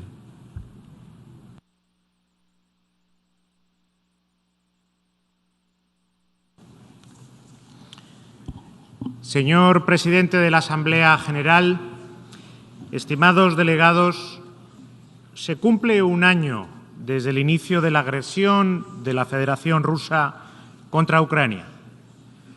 Hoy nos hemos reunido aquí en la Asamblea General de las Naciones Unidas, el órgano que mejor representa a la comunidad internacional en su conjunto, para condenar de nuevo y por una amplísima mayoría, estoy seguro, esta agresión. Es no against es solo Ukraine is not una just injusticia para an Ucrania y injustice para for Europa. Ukraine and for Es Europe. una amenaza It is a global global porque threat constituye un ataque because it is frontal a a dichos frontal principios. attack Al against these principio de igualdad principles, the soberana de principle todos of los sovereign estados, equality amongst al states, principio de the abstención de la principle of amenaza o del restraining uso de from la the threat fuerza or the use of contra la force integridad against the territorial territorial o la integrity independencia or the política political de tu independence of any state, a la obligación de of arreglar the las obligation controversias to settle internacionales international que puedan disputes surgir that may a occur través de by medios pacíficos. peaceful means. Esta agresión no This tiene aggression justificación has no porque es justification una guerra because ilegal, it is an illegal war, contraria a la Carta de contrary las to Naciones the Unidas. Charter of the United De Nations. consolidarse este If this precedente, precedent is allowed to el día stand, de mañana, tomorrow todos nosotros nos all of enfrentaremos us a un will mundo be más facing a inseguro world y that is más more violento. insecure and more Por violent. eso, esta This is sesión why especial this reviste una special relevancia session especial. is of particular La carta relevance. sobre la que acordamos The basar charter that we el agreed orden to base ourselves internacional on and requiere international hoy order de nuestra requires defensa y today compromiso. that we defend it and Los commit medios ourselves que to it. Rusia utiliza para The tratar de means ganar used by esta Russia guerra to try to win this también war son are ilegales. also illegal. La Comisión The Internacional Independent Independiente de International Investigación Commission of sobre Inquiry Ucrania, on Ukraine, creada por el created Consejo by de the Derechos Human Humanos en Rights marzo, Council in March, ha constatado que se han has cometido stated crímenes de that guerra war y crimes violaciones and de los derechos violations humanos, of human rights, incluyendo ejecuciones including sumarias, summary executions, confinamiento ilegal, illegal confinement, tortura, torture, malos ill tratos, treatment, actos de violencia sexual en acts of zonas sexual violence in ocupadas por las areas fuerzas occupied armadas by rusas, the Russian armed con su forces have trato a los occurred. prisioneros de guerra, con sus ataques The sobre no treatment of prisoners combatientes of war y sobre and infraestructuras attacks on civiles básicas. non-combatants and attacks on basic Rusia civilian vulnera la infrastructure. Declaración In all of this, Universal Russia de is Derechos violating the Humanos, Universal Declaration el of Human primer, el Rights, tercer y el cuarto and the convenio de first, Ginebra third, and y su fourth primer Geneva protocolo Convention, adicional. and the first additional protocol. Condenamos en los We términos más categorically categóricos condemn esta violación this flagrante del derecho flagrant internacional violation humanitario. of international humanitarian law. Los responsables de estos Those crímenes responsible for these deberán rendir crimes cuentas ante la must be justicia. held accountable and brought to España justice. exige Spain una vez más requires la once retirada again the inmediata, immediate, complete, completa and e unconditional incondicional de las tropas rusas withdrawal de todo el of Russian territorio troops ucraniano, from all of tal y Ukrainian como ordenó territory, la as Corte ordered by Internacional the de International Justicia Court of el Justice pasado on 16 de the marzo. 16th of March. Durante este año, el pueblo Over the ucraniano course of se ha this year, the enfrentado Ukrainian people con gran have valor, faced with gran great dignidad, courage, gran great dignity, determinación and great a una determination, invasión que an está causando un invasion that is sufrimiento causing injusto incalculable e incalculable. and unjust suffering. Pienso I en las think familias of de the las families decenas de of the miles de tens of civiles fallecidos y thousands of heridos, civilians that have en los been millones de killed or desplazados wounded, the internos millions of internacionales, internally and internationally en displaced todas las people. víctimas I think of all the de esta victims guerra of ilegal e this injusta. unjust and Les traslado unjust toda war. mi solidaridad, And I express apoyo y my respeto, entire y solidarity, les reitero support and respect to que you, España and está I a su lado. reiterate that Spain Frente a este horror, stands shoulder to España es ya el shoulder quinto with país you. de la Unión Europea en Spain recepción is the de fifth country personas of the European ucranianas Union in desplazadas. terms of numbers for Casi receiving Ukrainian 170.000 displaced acogidos persons, en el marco de 170,000 la received Directiva sobre as part of the protección Temporary temporal. Protection En apoyo a Directive. Ucrania, In España support ha of aprobado el Ukraine, paquete Spain de has ayuda approved humanitaria más grande de su the historia largest para un humanitarian solo package país of its y history hemos for a single comprometido country, and we have committed 250 millones de 250 euros para la million reconstrucción de euros for the Ucrania a reconstruction of través de Ukraine agencias through multilaterales. multilateral Y agencies. lo hacemos sin dejar And de lado we do this las without necesidades de otros forgetting the socios, needs of other como en el partners Sahel o of en América Spain, such as in the Latina. No Sahel estamos or Latin reduciendo, sino America. aumentando We're not nuestros reducing, presupuestos de cooperación we are para esas increasing regiones del our mundo. cooperation budget for these areas of the Como world. recuerda el texto sometido As a consideración de is esta recalled Asamblea, in the la text guerra before this assembly, tiene the war consecuencias globales. has global Ha agravado consequences. la crisis It de has seguridad worsened the alimentaria, food la crisis crisis, the financiera, la financial crisis crisis, and the energética energy posterior a crisis la pandemia. following the pandemic. La iniciativa de The Black granos Sea del Grain Mar Negro, Initiative, con la with participación the fundamental del key involvement Secretary-General of Guterres, Secretary-General ha evitado Guterres, que has empeore la grave prevented situación humanitaria the worst en humanitarian muchas regiones situation del planeta, that could have occurred in especialmente very en many África y areas of Oriente the Próximo. planet, Y particularly ante in su Africa próxima and the Middle East. expiración, Ahead el of its 5 de upcoming marzo, expiry on the 5th llamamos of a su March, pronta we call renovación. for its Hoy renewal. En este triste aniversario, as soon as possible. nos reunimos Today, on nuevamente this sad aquí para anniversary, we expresar meet here once nuestra again más to express our absoluta most repulsa robust a esta continua condemnation violación of this por parte continuous de Rusia del violation derecho by internacional. Russia of international España law. reitera su Spain voluntad reiterates y la its wish necesidad and the de que se need alcance una for the paz achievement amplia, of a justa, comprehensive, duradera, just, con and pleno respeto al lasting derecho peace, internacional fully y respecting a la international soberanía law e and the integridad sovereignty and territorial de territorial Ucrania integrity of dentro Ukraine de sus within fronteras its internacionalmente internationally reconocidas. recognized borders. Eso es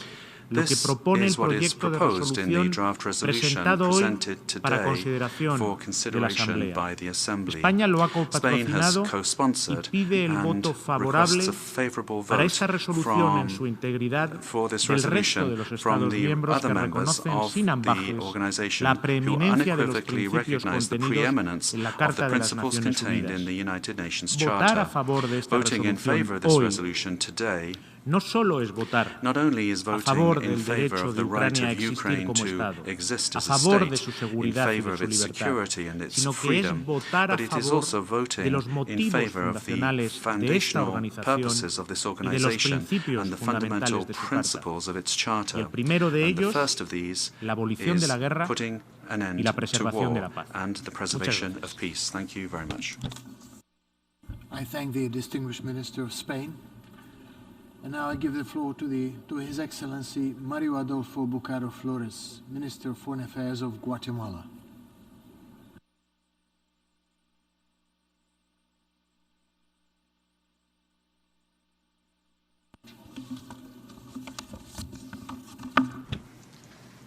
Señor Presidente, Mr. President, Sus Excelencias, Excellencies, hace un año tuve la a oportunidad year ago, de estar I had the opportunity to be in de Kiev, ser testigo to como bear witness latinoamericano as a Latin American de las to atrocidades que the esta guerra ha atrocities that this producido. war has produced. Por eso agradezco And esta that's why convocatoria de I am reanudar grateful la for 11ª this sesión invitation to especial the de resumed emergencia 11th special de la session Asamblea of the General General de las Naciones Assembly of the Unidas. United Nations. Es lamentable que estemos a un It's año unfortunate de that esta agresión a ilegal, year has passed injustificada since y no this illegal, provocada unjustified de la and Federación de unprovoked aggression Rusia of the Russian en contra de Federation Ucrania against y Ukraine, nos volvamos a and reunir that we para are meeting atender una de again las mayores in order crisis to a nivel address one of mundial the cuyo greatest impacto no tiene crises precedentes. at the global Pero level al escuchar that las has declaraciones no que precedence. hemos visto, And having vemos heard que the esto interventions va a that have been continuar. made, we see Por that eso this is likely to Guatemala, continue. enfáticamente ante dicha Guatemala, in agresión, the face of desde el this inicio aggression, de este from the very conflicto no dudó beginning en of this alzar la voz conflict, para did not reiterar la hesitate to paz, raise our voice la seguridad for internacional, international peace como and pilares security. fundamentales de la These are the coexistencia fundamental entre todos pillars of nosotros, coexistence porque between us tenemos la all, obligación because we have the de poder obligation trabajar juntos to be a able través del to work together multilateralismo through para poder multilateralism frenar in order esta to be able injustificada y no to provocada agresión de la Federación de Rusia slow en down this contra unjustified de attack Ucrania. of the Russian Federation Nos against enfrentamos a un Ukraine. ataque de We're orden facing internacional an attack basado on the en el hecho international de que se tienen que rules-based respetar order. las normas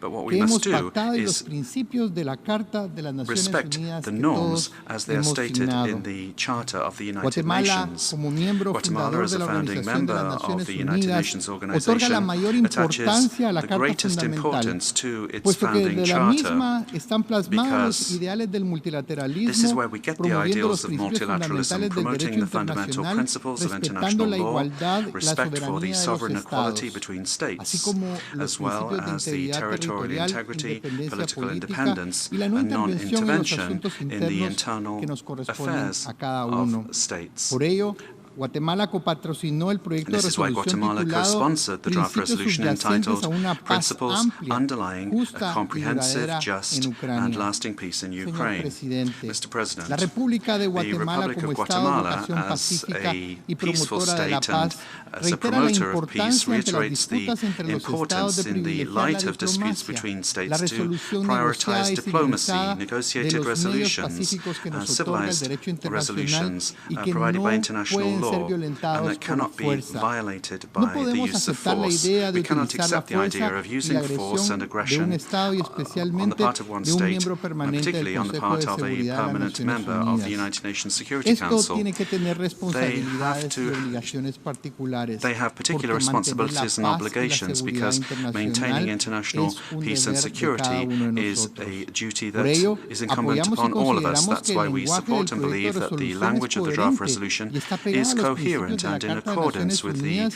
principles reafirmando of así the el Charter of the compromiso de la United Asamblea Nations, thus hacia la reaffirming soberanía, the la commitment of the independencia y la General integridad Assembly territorial de to sovereignty, Ucrania. independence and the Estamos territorial integrity of convencidos que Ukraine. esta honorable We are Asamblea tiene convinced el that this mandato y Honourable la Assembly autoridad de has the aprobar esta mandate and the authority resolución. to approve Y this según lo resolution establecido en el capítulo pursuant 4 de las to Naciones Chapter 4 of the Unidas UN que hemos Charter refrendado, that we sabemos have que all esto endorsed. And permitirá according to that, también we know garantizar that la this will rendición de also cuentas por los guarantee delitos graves accountability que for conmocionan la serious conciencia crimes humana that que shock todos the somos conscience testigos of humanity y que that we've all hemos witnessed visto hoy en Ucrania. and that we've seen Se today debe in Ukraine. garantizar la justicia We para need to todas las guarantee víctimas del justice for all the conflicto y la victims of the prevención de conflict futuros delitos and prevent y por ello future crimes, and Guatemala that is why cofacilitó las Guatemala negociaciones de la creación de co-facilitated un registro de negotiations for daños the y creation of a apoyamos register toda of damages, iniciativa and que we busque support all crear el initiatives Tribunal Especial that sobre el aim crimen to de create a agresión cometido special por la tribunal Federación on the Rusia crime of aggression en committed by contra del Russia derecho against internacional. international law, Señor in Presidente, accordance with international estamos law. consternados Mr. por las President, we terribles are appalled consecuencias at the humanitarias y terrible los derechos humanitarian humanos que se consequences han and human violentado rights a través consequences de las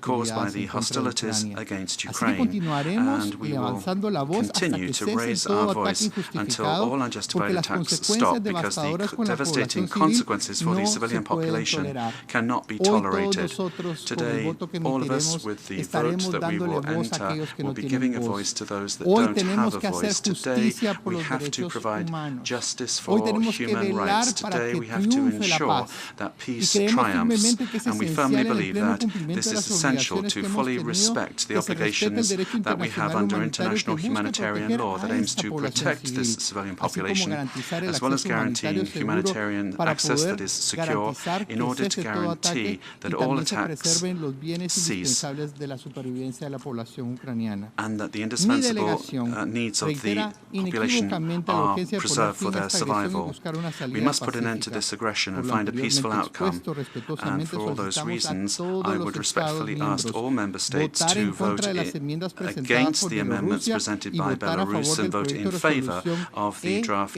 resolution ES-11/6 a fin de enviar un mensaje in claro order to send por out parte de esta a key Asamblea y message preservar on la the part of this paz, assembly la justicia to en favor promote de Ucrania. peace and Muchísimas justice in gracias. favor of Ukraine. Thank you. I thank the distinguished Minister of Guatemala. And now I give the floor to Her Excellency Tanja Fajon, Minister of Foreign and European Affairs of Slovenia.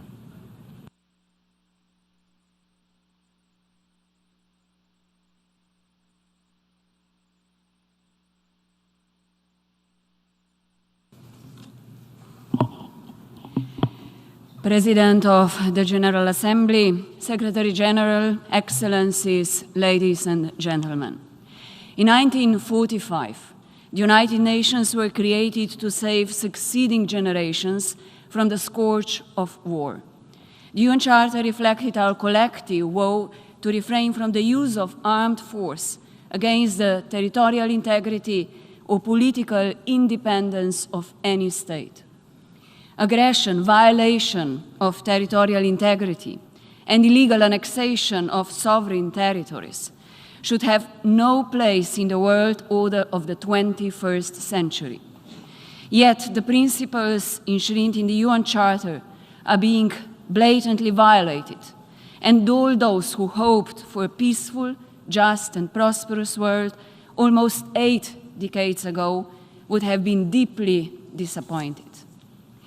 Ladies and gentlemen, a year ago, Ukraine, a sovereign country, was attacked by its neighbor, the Russian Federation. Sadly, despite the wide international condemnation and calls for the immediate withdrawal, the war still continues, along with its devastating consequences, especially for the civilian population. I commend the bravery and courage of the Ukrainian people. Slovenia knows from its own historical experience what it means to fight for your land. We know what is at stake when somebody uses force to deny your independence and sovereignty. And although we Slovenians are deeply concerned about the wider security, political and economic consequences of the Russian aggression, we also remain committed to assisting Ukraine and its people. We stand in solidarity with the women, men, and children whose lives have been changed forever by this unjustified war. We are deeply concerned about growing numbers of civilian casualties and the gruesome testimonies of sexual and gender-based violence used as a weapon of war. Especially heartbreaking are the accounts from children. Millions are displaced, many of them at risk of human trafficking, exploitation, conflict-related sexual violence, and forced deportations. They are deeply traumatized by the war and the violence. Their childhood is over forever. The deliberate attacks of the Russian army on civilian population and critical infrastructure constitute most serious crimes that should not go unpunished. All those responsible must be held to account. Slovenia supports all efforts to end impunity for the perpetrators of international law violations, especially the most serious ones. The principle of accountability must be upheld, since it is the only foundation for the life when the war and its atrocities end. It is the only foundation of justice, the only foundation for reconciliation, and the only foundation which enables the victims to move forward. Excellencies, our strong support goes to the efforts by the UN Secretary-General, as well as the member states that promote a comprehensive, just, and lasting peace in Ukraine. We need to redouble our diplomatic efforts to de-escalate the current situation and end the fighting through political dialogue, negotiation, and other peaceful means. All peace efforts, which take into account who is the aggressor and who is its victim, deserve our support. Slovenia would like to stress that international law, peaceful settlement of disputes, and the respect for the decisions of international tribunals, as well as their full implementation, are the building blocks of a world that is peaceful, stable, and prosperous. Mr. President, this war reminds us all just how globally connected and interdependent we are. Its consequences are felt all over the world. And I would like to state this very clearly. These are not consequences of our support for Ukraine, no consequences of our reaction to the illegal aggression. These are the consequences of the aggression itself. They are the sole and full responsibility of the aggressor. With a staggering rise in food and energy prices and the looming inflation, millions of people are faced with severe challenges. Disruptions to food supply chains, energy and finance systems around the globe affect us all. But the least developed and low-income countries suffer the most. And we all must do better. I would like to reassure our friends and partners worldwide that reacting to the Russian aggression on Ukraine does not mean that the other conflicts, crises, or challenges are forgotten. Our humanitarian response to other situations of need is not being diminished. Our solidarity and responsibility remain firm. We applaud Ukraine for launching the initiative Grain from Ukraine. Despite the war, Ukraine extended its hand across the sea to the people in need and those facing food insecurity. To facilitate the grain export, Slovenia has joined efforts to help and support this important initiative with its own contribution. Ladies and gentlemen, let me conclude by saying it once more. Any unprovoked invasion of any sovereign country is unacceptable. Violations of the international legal order that we have worked so hard to build cannot and must not become our new normal. With that, Slovenia gives its strong support for today's resolution on principles underlying a comprehensive, just and lasting peace in Ukraine in line with the UN Charter. Thank you. I thank the distinguished Minister of Slovenia. Now I give the floor to His Excellency Urmas Reinsalu, Minister of Foreign Affairs of Estonia.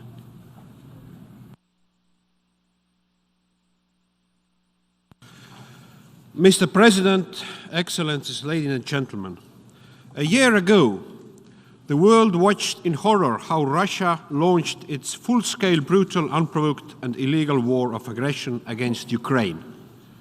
And let's remind that Russia has held war against Ukraine for almost 9 years. A permanent member of the Security Council, whose mandate in that seat is rightfully under challenge, demonstrated its complete disrespect for the rules-based international order.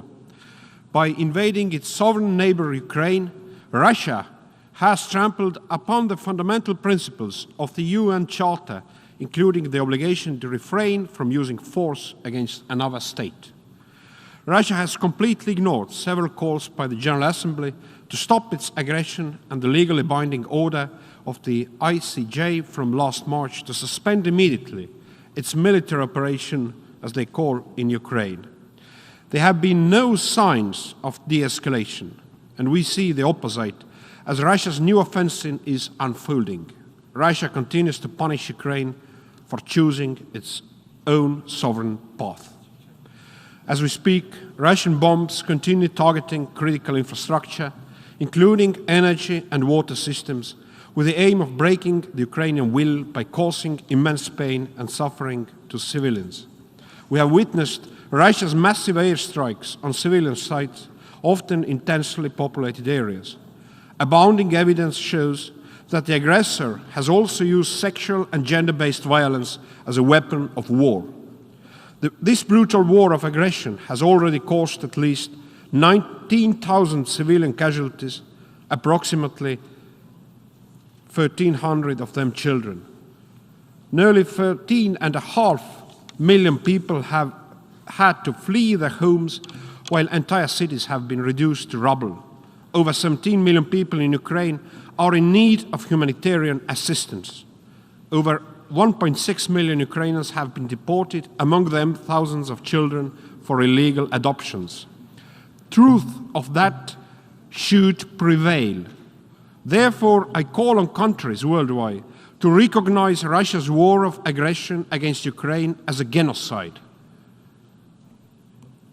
Putin has not kept secret about his intent to annihilate Ukrainian nation and state. Let us be clear, Russia's full-scale war of aggression impacts us all, and therefore it is our duty to restore peace and justice and not let the aggressor go unpunished. Aggression as an instrument of international relations must be completely discredited. Russia must be held accountable for all atrocity crimes committed in Ukraine, including for the crime of aggression. For this, we need to establish an international special tribunal to hold Russian political and military leadership to account. The UN can protect the common values of states enshrined in the UN Charter by denying Mr. Putin the opportunity to hide in the judicial loophole. As we know, impunity today will only lead to more crimes tomorrow. So, Mr. Putin, you will be on the tribunal and pay for crimes you have done. Господин Putin должен пойти по трибуналу. Must be Mr. President, brought to a tribunal. Ukraine deserves peace, a peace that preserves Ukraine's territorial integrity and upholds its sovereignty in accordance with the UN Charter and international law. The only way towards a comprehensive, just and lasting peace is the immediate, complete and unconditional withdrawal of the occupying forces of the Russian Federation from the territory of Ukraine within its internationally recognized borders. The use of force to redraw national borders cannot be an option. I call upon the international community to support the 10-point peace plan put forward by Ukraine and commit to working together towards its implementation.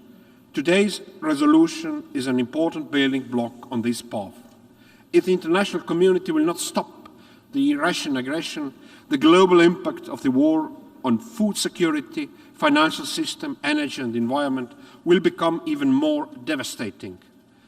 To stop that, victim state also needs power to defend. Estonia has given 1% of its GDP to military aid, help Ukraine to defend itself. Mr. President, February 24th is a symbolic date for Estonians. We celebrate the anniversary of the Estonian Declaration of Independence from 1918. Last year's anniversary reminded us in the most brutal manner how fragile independence and freedom can be. On behalf of the Estonian people, I want to pay tribute to the immeasurable resolve and resilience of the Ukrainian people. They are not only defending their country and people, but also our common values, international legal order, and the UN Charter.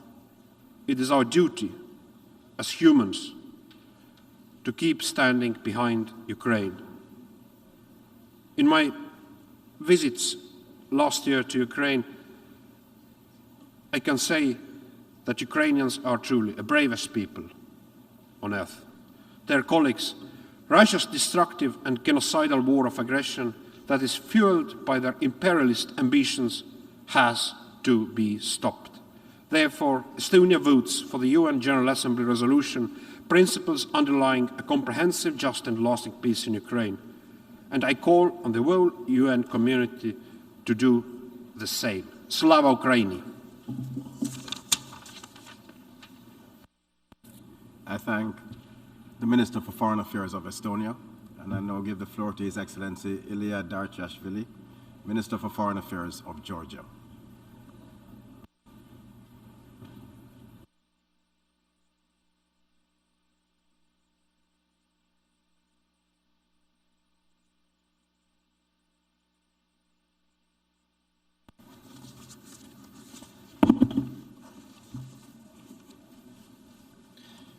Mr. President, Excellencies, ladies and gentlemen, the United Nations was founded to save succeeding generations from this scourge of war.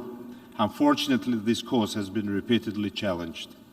Russia's war of aggression against Ukraine has been a brazen attack on the entire international rules-based order, shattering global peace and security architecture. It has resulted in grave humanitarian consequences, loss of lives and mass displacement. After 1 year, we gathered again to stand for the principles of the Charter this organization is founded on, for the fundamental norms and principles of the international law. Dear colleagues, it has been almost 15 years since Russia's full-scale military aggression against Georgia and the consequent occupation of 20% of its territories in blatant violation of the principles of the UN Charter, Helsinki Final Act, and the Charter of Paris. Russia-occupied Abkhazia and Tskhinvali regions of Georgia remain in the constant source of insecurity due to Russia's illegally stationed military bases. Excellencies, Georgia remains committed to peaceful resolution of Russia-Georgia conflict that relies on the occupation of two Georgian regions by Russia on the one hand, and reconciliation and confidence building between the communities across the occupation lines on the other. While Georgia remains in full compliance with the EU-mediated 12 August 2008 ceasefire agreement, consolidated approach of the international community is essential in urging Russia to comply with its obligations under ceasefire agreements and withdraw its military forces from the territory of Georgia. In this regard, Georgia tries to utilize the existing negotiations format of the Geneva international discussions. Dear colleagues, Ukraine needs peace. Our countries and our people need peace. The world needs peace. We face the global challenges of unprecedented scale, climate change, natural disasters, pandemics, terrorism, unconventional threats that require our joint efforts, our cooperation. There is so much the United Nations can and have to do. We need to do so for our children, and we need to do so for the future generations. But we succeed only if each and every member of this organization stands firm in defending its founding principles we proudly recommitted to in the UN 75 Declaration. I would like to underline the importance of the Peace Formula Initiative and reiterate Georgia's support to it. This initiative goes beyond the restoration of peace and territorial integrity of Ukraine and has more overarching aim of defending the core values of the United Nations. Distinguished delegates, Georgia fully aligns itself with the efforts of international organizations and stands in solidarity with the people of Ukraine in these trying times. The government of Georgia initiated and delivered significant humanitarian support to Ukrainians on the ground, as well as the displaced persons from Ukraine residing in Georgia.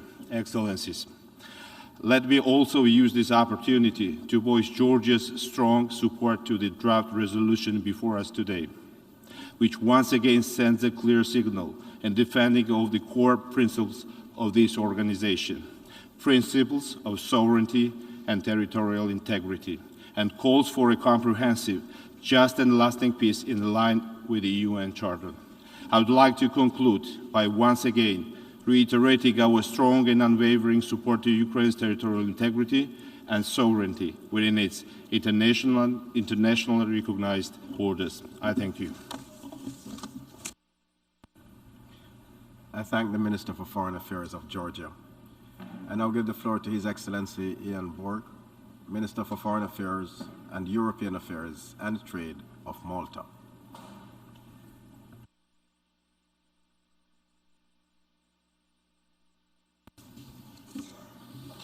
Secretary-General, President of the General Assembly, Excellencies, the General Assembly is called today to focus on the principles underlying a comprehensive, just, and lasting peace in Ukraine.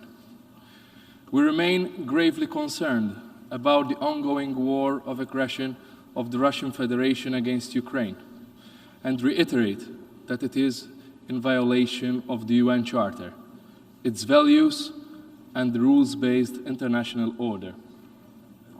The international community is continuously horrified by the daily reports, including by the UN Independent International Commission of Inquiry on Ukraine, of attacks against civilians and civilian infrastructure, including homes, hospitals, and schools, violence, including sexual and gender-based violence against women and children, and the use of torture.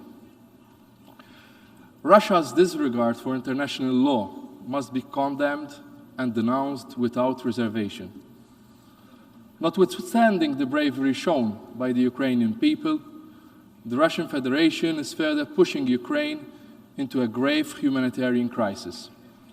40% of Ukraine's population is in dire need of assistance. Nearly 8 million people have fled to neighboring countries, and 5.3 million are internally displaced or unable to leave illegally annexed regions.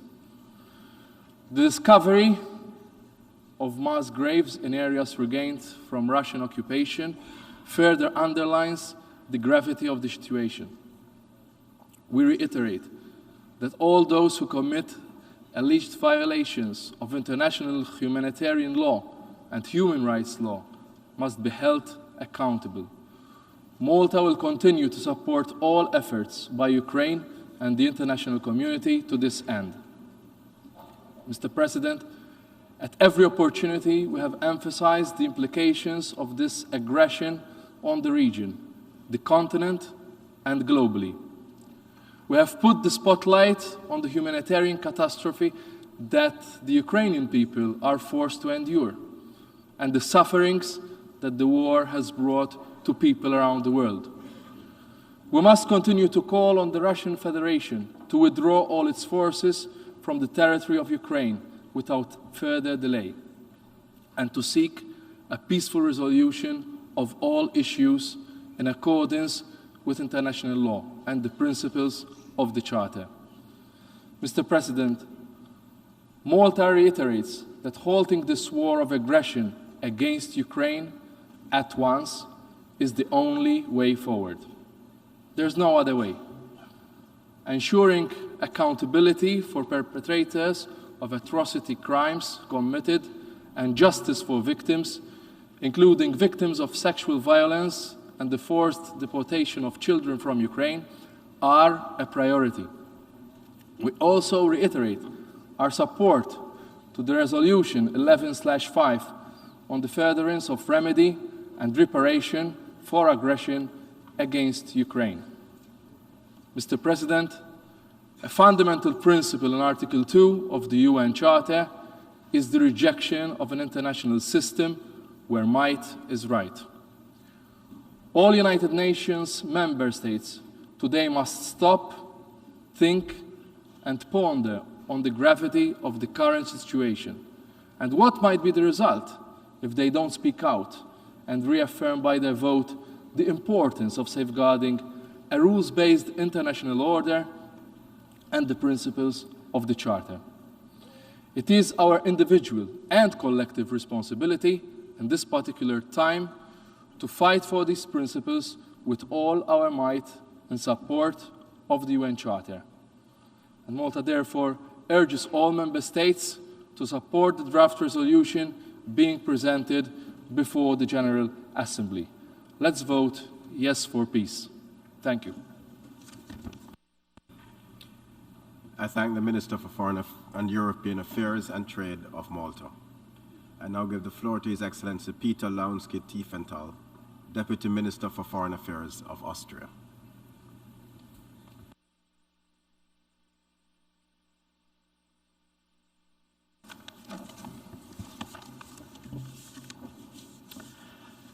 Mr. President, Excellencies, distinguished delegates, we gather here today to mark a somber anniversary.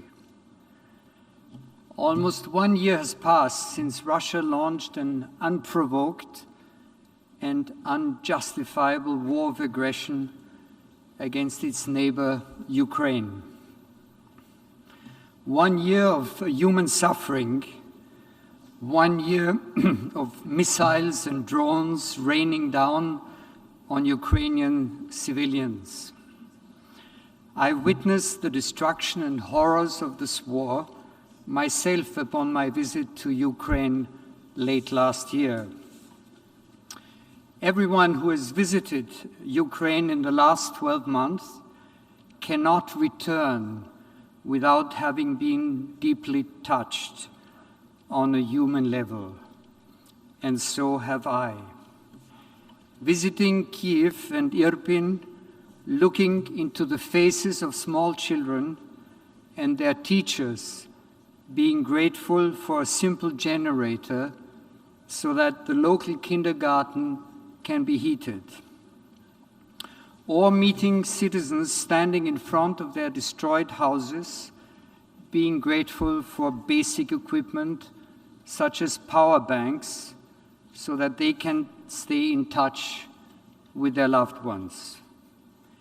Their faces are a reflection of the cruelty, senselessness, and human tragedy of this war. We are impressed by the tremendous courage and perseverance Ukrainians are demonstrating to us. Their destiny is our obligation. We said it 1 year ago and we repeat it today. An attack against one member of this organization is an attack on all of us. That is what the UN Charter and our system of collective security implies. Austria relies on the respect and implementation of international law, treaties and customs for its security. That is exactly why we cannot stand on the sidelines while the basic principles of our legal and security order are under threat. We are never politically neutral, and we will never remain silent when the sovereignty, territorial integrity and independence of a state is attacked. In the past year, we've seen an overwhelming support at the General Assembly to call on Russia to stop this war, to stop the suffering of Ukraine's population, to stop the nuclear threats, and to stop the blatant breaches of the UN Charter, including the illegal attempt to annex whole regions of Ukraine. We are encouraged by this overwhelming show of solidarity with Ukraine in the face of a brutal armed attack, and by the overwhelming support for international law and for the UN Charter. We also expressed grave concerns about the global consequences of this war, about the impact on food security, the rise in energy prices, the mass displacement of persons. It is crucial to alleviate the global consequences of this war. We commend the Secretary-General for his leadership and the efforts of the government of Turkey in facilitating the Black Sea Grain Initiative, as well as the Grain from Ukraine initiative. Austria fully supports its continued renewal as well as its full unhindered implementation. And we've listened to concerns and understand that we must not lose sight of other crises, which is why Austria is continuing its strong and persistent financial support to humanitarian efforts around the world. Austria stands in full solidarity with Ukraine, the Ukrainian government, and the Ukrainian people. Austria has bilaterally provided 124 million euros in humanitarian assistance with focus on winterization, energy support, and basic needs, and so much more has already been done. In the past year, we've seen millions of lives uprooted and millions of people fleeing their home to seek shelter. We would like to express our sincere gratitude for the outstanding support of the international community for the Ukrainian people and for the support of civil society, not only in Austria, but in all of its neighboring countries. We must also be clear that there is no peace without justice and without accountability. Ukrainian cities such as Bucha and Mariupol have become synonymous for unspeakable human suffering. Atrocities committed against the civilian population, rape, torture, extrajudicial killings, all of these crimes must be investigated and perpetrators held to account. We fully support all efforts to do so, including by the International Criminal Court and the UN Commission of Inquiry based in Vienna. One aspect that Austria condemns in the strongest possible terms are the repeated, implicit, but unmistakable threats made by Russia on the use of nuclear weapons. Nuclear risks are higher than they have been in decades, and their potentially devastating and global humanitarian and environmental consequences are a direct security threat to the entire international community. We welcome efforts by the international community to work together, foremost through the IAEA, to secure the nuclear energy facilities that have become targets in this war. We welcome proposals by its Director General, Rafael Grossi, to this effect, and are grateful for the tireless work of the IAEA teams present on the ground in all nuclear power plants in Ukraine. All this underscores the utmost urgency of progress on nuclear disarmament and of moving away from the nuclear deterrence paradigm, which is fraught with immense risks and uncertainties at the expense of the common security of all humanity.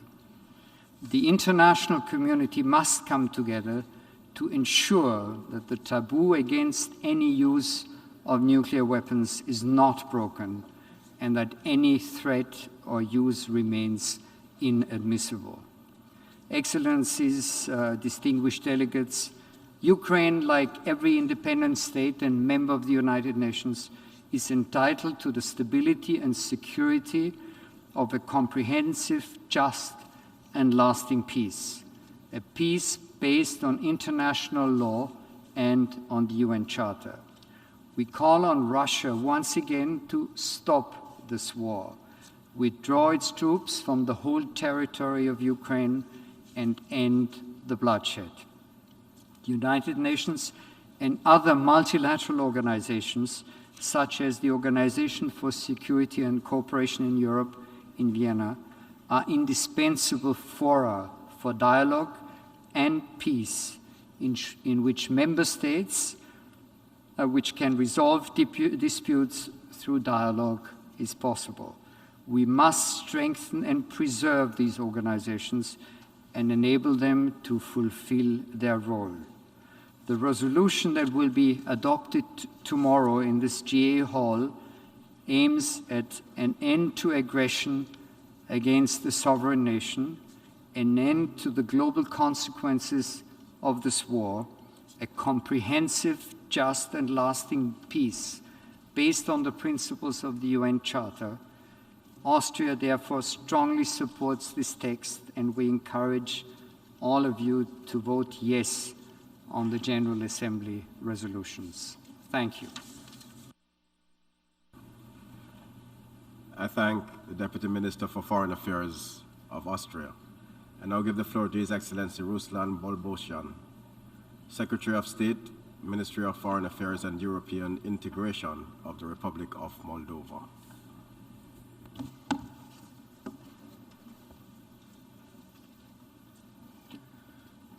Mr. President, distinguished representatives, it's deeply regrettable that the large-scale and illegal invasion of the Russian Federation against Ukraine has already been going on for a year. In view of this, it is more than critical that we strongly support the resumption of the special emergency session of the UN General Assembly to discuss and make decisions on the principles underlying the achievement of comprehensive, just, and lasting peace in Ukraine. Distinguished delegates, 12 months of unprovoked and unjust war of aggression have killed thousands of innocent people and pushed millions of Ukrainians to flee their homes.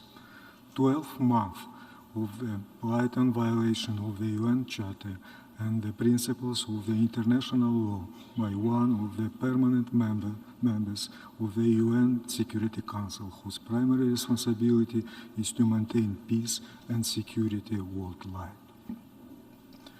Russia's illegal and unprovoked attack continues as direct threats to the sovereignty and independence of Ukraine, has destabilized European security and undermined global stability. We express our utmost admiration to all Ukrainians for their courage, resilience, and inner power to pursue this fight for survival, justice, and freedom. The Republic of Moldova expresses its compassion with the families of the victims and stands in solidarity with the people of Ukraine in these tough times. The Republic of Moldova has firmly demonstrated its commitment and engagement in ensuring protection for those seeking refuge in our country. We continue to offer support and shelter to Ukrainian people who fled the war. Approximately 700,000 Ukrainian refugees have entered the territory of the Republic of Moldova since the beginning of the war in Ukraine, and other 80,000 remain to date in the country, almost half of them being children. All of them need a special protection. In this vein, the government of the Republic of Moldova recently adopted the decision to introduce from 1st of March the temporary protection mechanism for the Ukrainian refugees, thus contributing to a more efficient management of the migration flows, legalization, and access to fundamental rights. We will also continue to provide humanitarian support to Ukraine and facilitate transit of goods through the solidarity lanes, which are key to ensuring food security at the global level. Moldova has also felt the security consequences of the war in Ukraine. At least 4 missiles targeting Ukraine crossed our airspace, and several incidents of missiles debris landing on our territory have happened. My country is also exposed to hybrid threats and various means of pressure. We are committed to further countering this risk in a systemic, legal, and peaceful manner.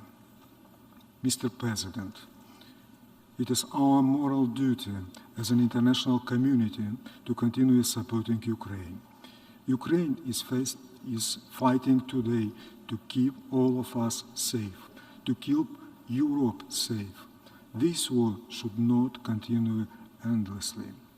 We stress the need to ensure the accountability for the atrocities, killing of civilians, and damaging the public infrastructure through timely, fair, and independent investigations, both at the national and international level. This is of tremendous importance not only for ensuring justice for all victims of this war, but also for preventing future crimes. Mr. President, Ukraine and the entire international community needs a way out of this war, which triggered multiple crises. We believe that the peace formula proposed by President Zelensky is a comprehensive package and has all necessary ingredients to achieve a lasting peace and prevent another war. We also consider that the United Nations needs to play a role in reaching and securing peace. In this regard, the Republic of Moldova has co-sponsored the draft of resolution UN Charter principles underlying a comprehensive, just and lasting peace in Ukraine, which we hope will garner the support of this August Assembly. In conclusion, we reiterate our call for Russian Federation to immediately stop its war of aggression against Ukraine, withdraw all its forces and military equipment from the Ukrainian territory, and respect Ukraine's sovereignty, independence, and territorial integrity within its internationally recognized borders. Thank you. I thank the Secretary of State of the Republic of Moldova. I now give the floor to His Excellency Bernardo Ivo Cruz, Vice Minister for Foreign Affairs of Portugal.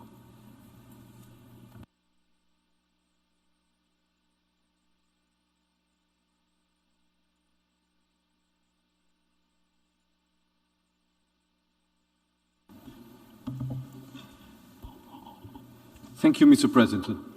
We align our statement with the one delivered by the European Union and would like to add the following points in our national capacity. This week we mark 1 year since the Russian leadership decided to invade Ukraine and to wage war against a sovereign country, a decision taken and implemented, let us not forget, while the Security Council was in session discussing ways to prevent it. Since then, we are counting 365 days of unprovoked and unjustifiable aggression, which grossly violates the international law and, in particular, the Charter of the United Nations. We condemn Russia in the strongest terms for this war and for the irresponsible nuclear rhetoric. The loss of life and human suffering caused by this war cannot let us indifferent. The humanitarian situation is dramatic, having triggered the worst refugee crisis in Europe since World War II. The figures are staggering. Thousands have died and millions left the country or became internally displaced. The strategy of relentlessly attack critical infrastructures with a tremendous impact on civilian populations is particularly reprehensible. Portugal supports the sovereignty, independence, unity, and territorial integrity of the Ukraine. We will continue to provide assistance to its government and people, both bilaterally and in the framework of the European Union and of the United Nations, as long as it takes. Portugal is fast approaching the 6,000 requests for temporary protection on our humanitarian aid continues to grow. We are also engaged in the reconstruction of schools, namely in the Zaporizhzhia region. Mr. President, beyond the Ukraine, the consequences of the war are felt more severely by the most vulnerable population, suffering from a combination of impacts of food, fuel, and financial crisis. This emergency special session presents an occasion to highlight the important role of the United Nations that has been played in mitigation of the global consequences of the war. 600 million people worldwide live in food insecurity, a figure that tends to get worse. The Black Sea Grain Initiative has so far allowed the shipment of more than 21 million tons of grain, reaching regions where it's most needed. This is a remarkable achievement by the UN, also due to the personal commitment of Secretary-General Guterres. We all hope that all parties will acknowledge the crucial importance of this initiative, ensuring its continuity. Many agencies, funds, and programs in the UN system are doing everything within their capacity to address the global consequences of the war. Let me just mention a few of them. The International Organization for Migrants, dealing with an unparalleled refugee crisis in a remarkable way. The International Atomic Energy Agency, because this war has sadly revived the dread of a nuclear disaster. The UNICEF, which has sought to minimize the impact of war in 7.5 million Ukrainian children. The Human Rights Council, whose establishing of an independent international commission of inquiry on the Ukraine is of paramount importance. The World Food Programme and the Office of the Coordination of Humanitarian Affairs are among many of those working that have made a really difference so far. Mr. President, since the beginning of the war, this General Assembly has approved several resolutions with the support of a significant majority of its members. We must remain united, convening our condemnation of this war, convening that the achievements of comprehensive, just, and lasting peace would indeed constitute a significant and necessary, I would add, contribution to the strength of international peace and security, as mentioned in the draft resolution before us. We gather here today to protect the multilateral system and to uphold our respect for international law, for human rights, and the peaceful resolution of disputes between states. Furthermore, Portugal is fully committed to ensure accountability and will continue to support initiatives aiming at preventing violations, fighting impunity, and providing reparations for the Ukraine. Portugal supports all meaningful efforts to bring an end to this war of aggression. The path for peace is for the Russian Federation to act in accordance to the UN Charter and respect the sovereignty of the Ukraine, withdrawing from its entirely territory. We believe that the draft resolution before us is an important step in that direction, and we encourage all member states to support it. Thank you very much. I thank the Vice Minister for Foreign Affairs of Portugal. I now give the floor to His Excellency Martin Eyjolfsson, Permanent Secretary of State, Ministry of Foreign Affairs of Iceland.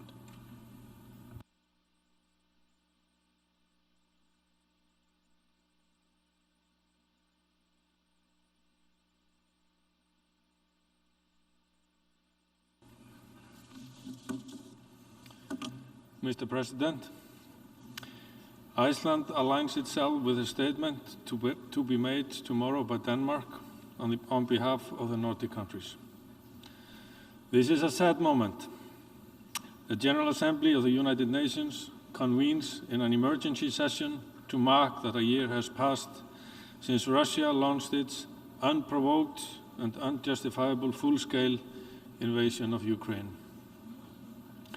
Russia, A permanent member of the Security Council has, with this horrendous act of aggression, assaulted not only Ukraine, but our common institutions, our common values, and our basic human rights. Rights enshrined in the very United Nations Charter and the Universal Declaration of Human Rights. Rights we have all subscribed to, rights that Russia has also subscribed to. Our admiration for the courage and resilience of the people of Ukraine grows with each day they valiantly defend their country. Their sacrifice and suffering must not be in vain. The Foreign Minister of Estonia, Urmas Reinsalu, said here a while ago that the Ukrainian people were the bravest people of the world. I can not only subscribe to this, I can add to it that their captain, the captain of Team Ukraine, President Zelensky, is the bravest leader of the world and has changed the whole meaning of the world leadership. Mr. President, the solution to end the war is straightforward.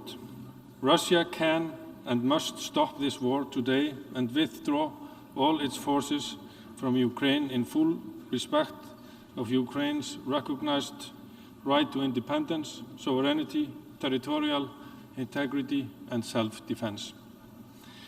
Let us also be reminded that ending the war is only the first step. To establish just and lasting peace for Ukraine is also of critical importance. Russia must and will be held to account for its actions. Accountability for international crimes committed within the context of the war, including the crime of aggression, is vital. It's vital to ensure justice and reparations. There can be no impunity. Accountability is indeed the only way to ensure a lasting peace. Mr. President, the warfare conducted by Russia against a member state is an act of aggression that affects all of us. Humanitarian concerns, food security, economic development, all these important issues that weigh so much on our agenda are hit by this senseless war. To sit idle on the fence or even support the aggressor is beyond comprehension. It is our collective responsibility to end this war, defend Ukraine, and stand up for the values and principles that underpin the UN Charter and the work of this organization. That we, the peoples, owe to the people of Ukraine and all other innocent victims presently facing the scourge of armed conflict all over the world. That we owe to the previous generations that built the system of international law and the rule-based order from the ruins of 2 world wars and their unforgettable horrors. And that we owe to our children, the generations that will follow. Mr. President, Iceland remains unwavering in its support and solidarity with Ukraine. We are committed to play our part, including in our role as the chair of the Council of Europe, and we are a proud co-sponsor of the draft resolution on just and lasting peace in Ukraine. I call on all member states to support the draft resolution and vote against the Belarus amendment. Of course, I thank you, Mr. President. I thank the distinguished permanent Secretary of State of Iceland. And now I give the floor to Her Excellency Georgina Guyen, Foreign Policy Director of the Minister of Foreign Affairs of Costa Rica.